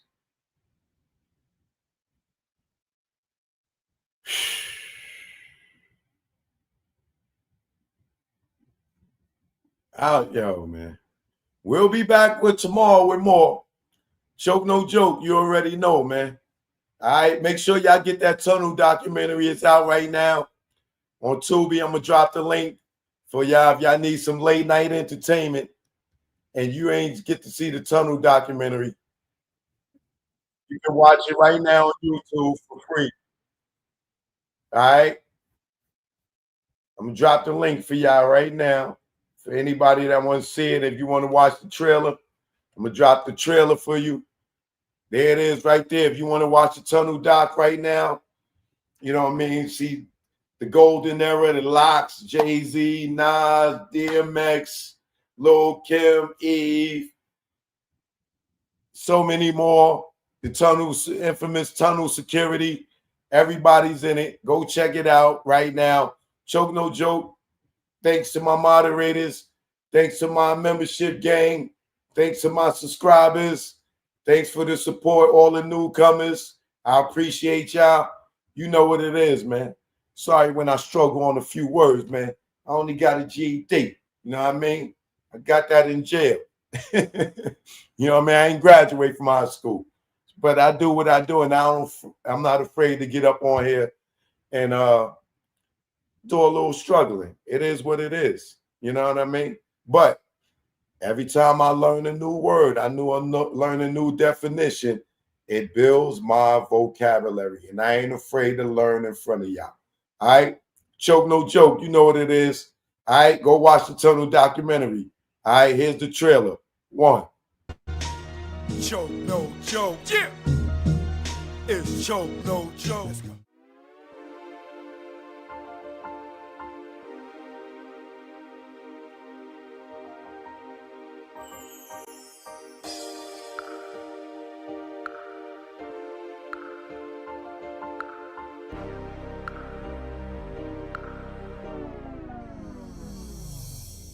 Supreme Bigger Figure, Big Cap, The Warden, The Club King. The DJ Johnny Walker Red. MC Frank Jigger, the celebrity's choice. Sean Brophy, sound engineer. Choke No Joke, legendary videographer. Sterling Cox, I was the head of security. Alpha Grenier. My name is V. Omega. Big G. Vim Rock from the legendary Naughty by Nature. Styles P the Ghost, LOX, D-Block. Tech Smith and Wesson. LB Fan, Mr. Cheeks. The Cool, the DJ, the Red Alert. Kid Capri. The tunnel was a hip-hop nucleus. It was the epicenter. It was the domain, the temple. It was the Mecca. Nothing was that melting pot of hip hop. They kept the paradigm going. It's almost like what Rucker did for street basketball. The tunnel was that of music industry. My Sunday ritual going to the tunnel was, I'm telling you, your ass better be there. You just pretty much did push-ups. We had to drink a couple bottles of Hennessy, go get smoked. Leave the jewelry and watches at home. Before you even get to the tunnel, you gotta get on the block. You started from 11th Avenue, and when you got to that door, the search procedures was no other. First time I ever heard of take your shoes off, open your mouth was in the tunnel. It was damn near everything but a full cavity search. Security at the tunnel was no joke. The beatdowns did happen. Some of them, if you had that chain out, that shit was leaving with one of them niggas. We had a handful of cats. When we were taking you out, they were digging in your pockets. The code check at the tunnel was crazy because you ain't know if you was gonna get your shit back. Sometimes the bloops happen where you might not get your coat. A lot of boys wanted to get their girls some fur coats, you know, so I mean, it was free. The bar was always on till after the tunnel. You might get fake alcohol. Bartenders might have got counterfeit. The dance floor is always rocking. It looked like a video all the time. The tunnel had a very unique situation at the bathroom. It was co-ed. The bathroom was Sodom and Gomorrah. I was like this, looking, trying to look past the dudes like when they was going in the urinal. The tunnel was a one-stop shop. They had food, they had alcohol, drugs. I saw weed the tub. It was just oozing money. Backstage is like the club amongst the club. That's where all the so-called stars who was scary to be in the crowd, that's where they hung out at. The dopest things about the tunnel for me to remember is hearing my records get played up in there. The top maybe of all-time tunnel banger. Or anything Bad Boy. Every Biggie record, any shit by Hov. Shook Woods was bananas in there. Nori Capone, that Bang Bang. Annie Up. Any one of Buster joints. Wild Out would actually start a fight. The best performance I ever seen, Jay-Z performed in front of the DJ booth. The DJ booth was bouncing like a ball. Snoop and Dre. When Dre was there. DMX, Get At Me, Dog. The king of the tunnel was Jay-Z. Busta Rhymes. DMX is the king. Queen of the tunnel. Mary J. Blige. Foxy and Lil' Kim. Eve. King of the tunnel record label-wise was Def Jam. Bad Boy. The best DJ at the tunnel was Flex. Big Cap, all day. Flex used to break off the records, but he used to try to bully Cap, like, don't spin this, because when I get here, I want to spin it. No, nigga, fuck wrong with you? What the tunnel did for artists, it solidified their street music. That gave us a platform, set up Rough Riders, Rockefeller, Bad Boy, slew of other artists. The closing of the tunnel, it was kind of sad because that was a big piece of hip hop. So losing the tunnel was like a little kid losing Disney. A famous mosque closing down. I think when the tunnel closed, it was necessary. Niggas was coming to missing. When you hear people of the late 70s talked about Studio 54, the tunnel was the Studio 54 of hip hop.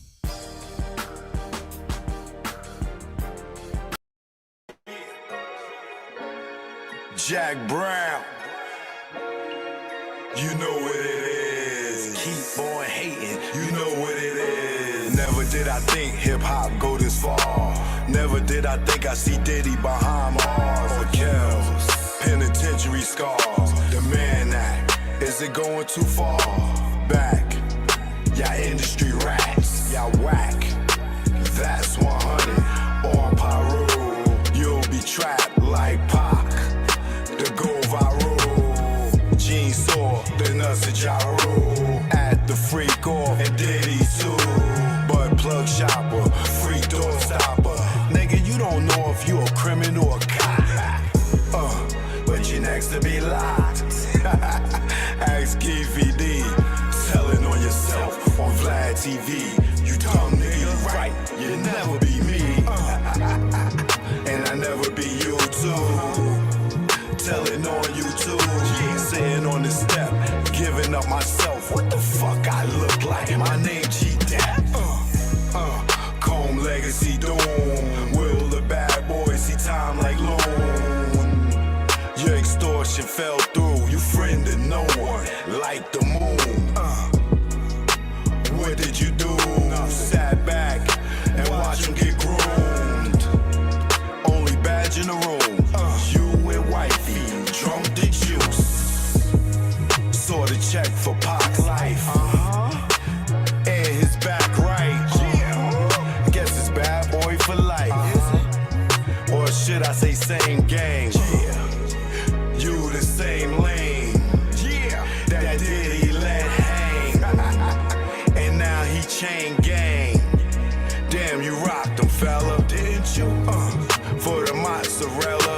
Did it for Wolf and his mother. D-Fur and Kerborough. Nah, nigga, you did it cause your ass ain't thorough. And you ain't from the boroughs. Joke, no joke.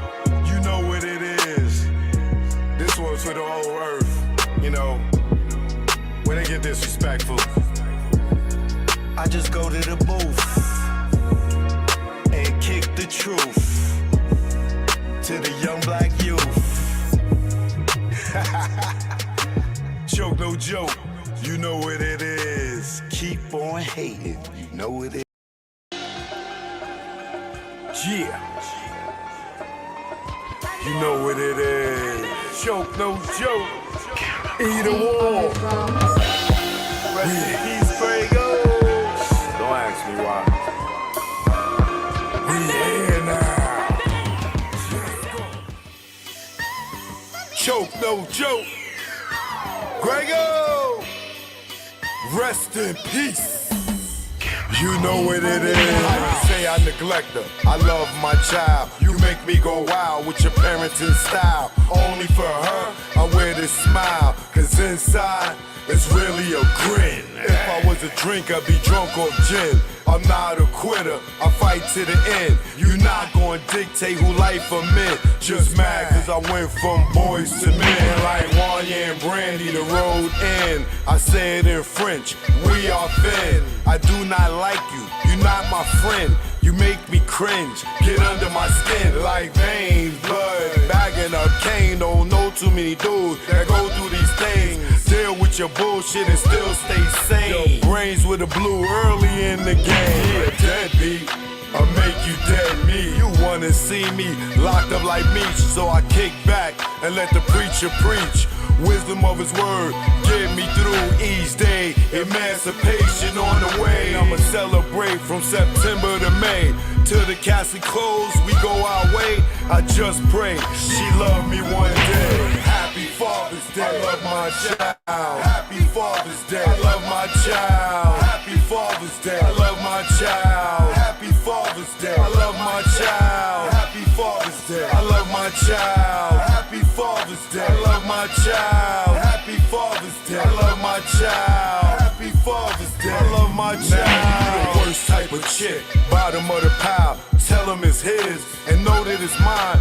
Mine's is his, then run for years. What the fuck was you thinking all those years? What if she needed a donor and needed me there? The family even questioned her hair, cause she came from your womb. Do you think that is fair? I remember the day I called you out of nowhere. You heard my voice, all you heard was air. I bet you were hella scared. You said forget her, you better without her. Her's my daughter, this is an order. Try running again and you'll be crawling, cause I'm coming through like Mike Duggan falling down. This time not fucking around. I wanna see it now and I don't care how. You do it, I do it, move quickly. All the years that you ditched me, and right now you going to hitch me to your back.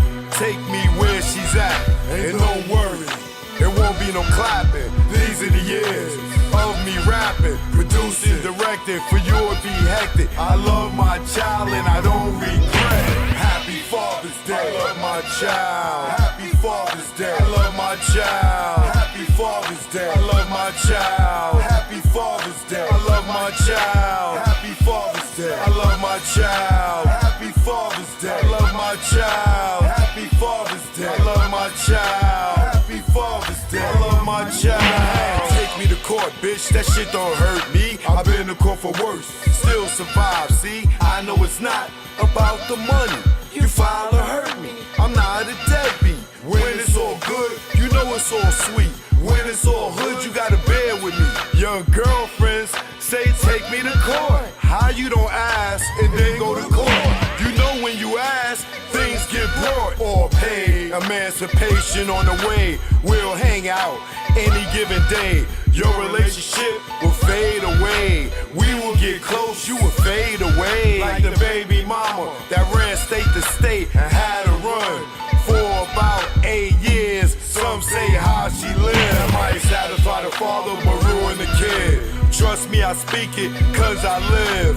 Ain't another song that info give. That's info for who follow the kid. We went half on the baby. Chick, you played me. Kidnapped my babies and made them hate me. Y'all ladies don't know, y'all drive us crazy. Fellas, if you out there and you miss your baby, I love my child.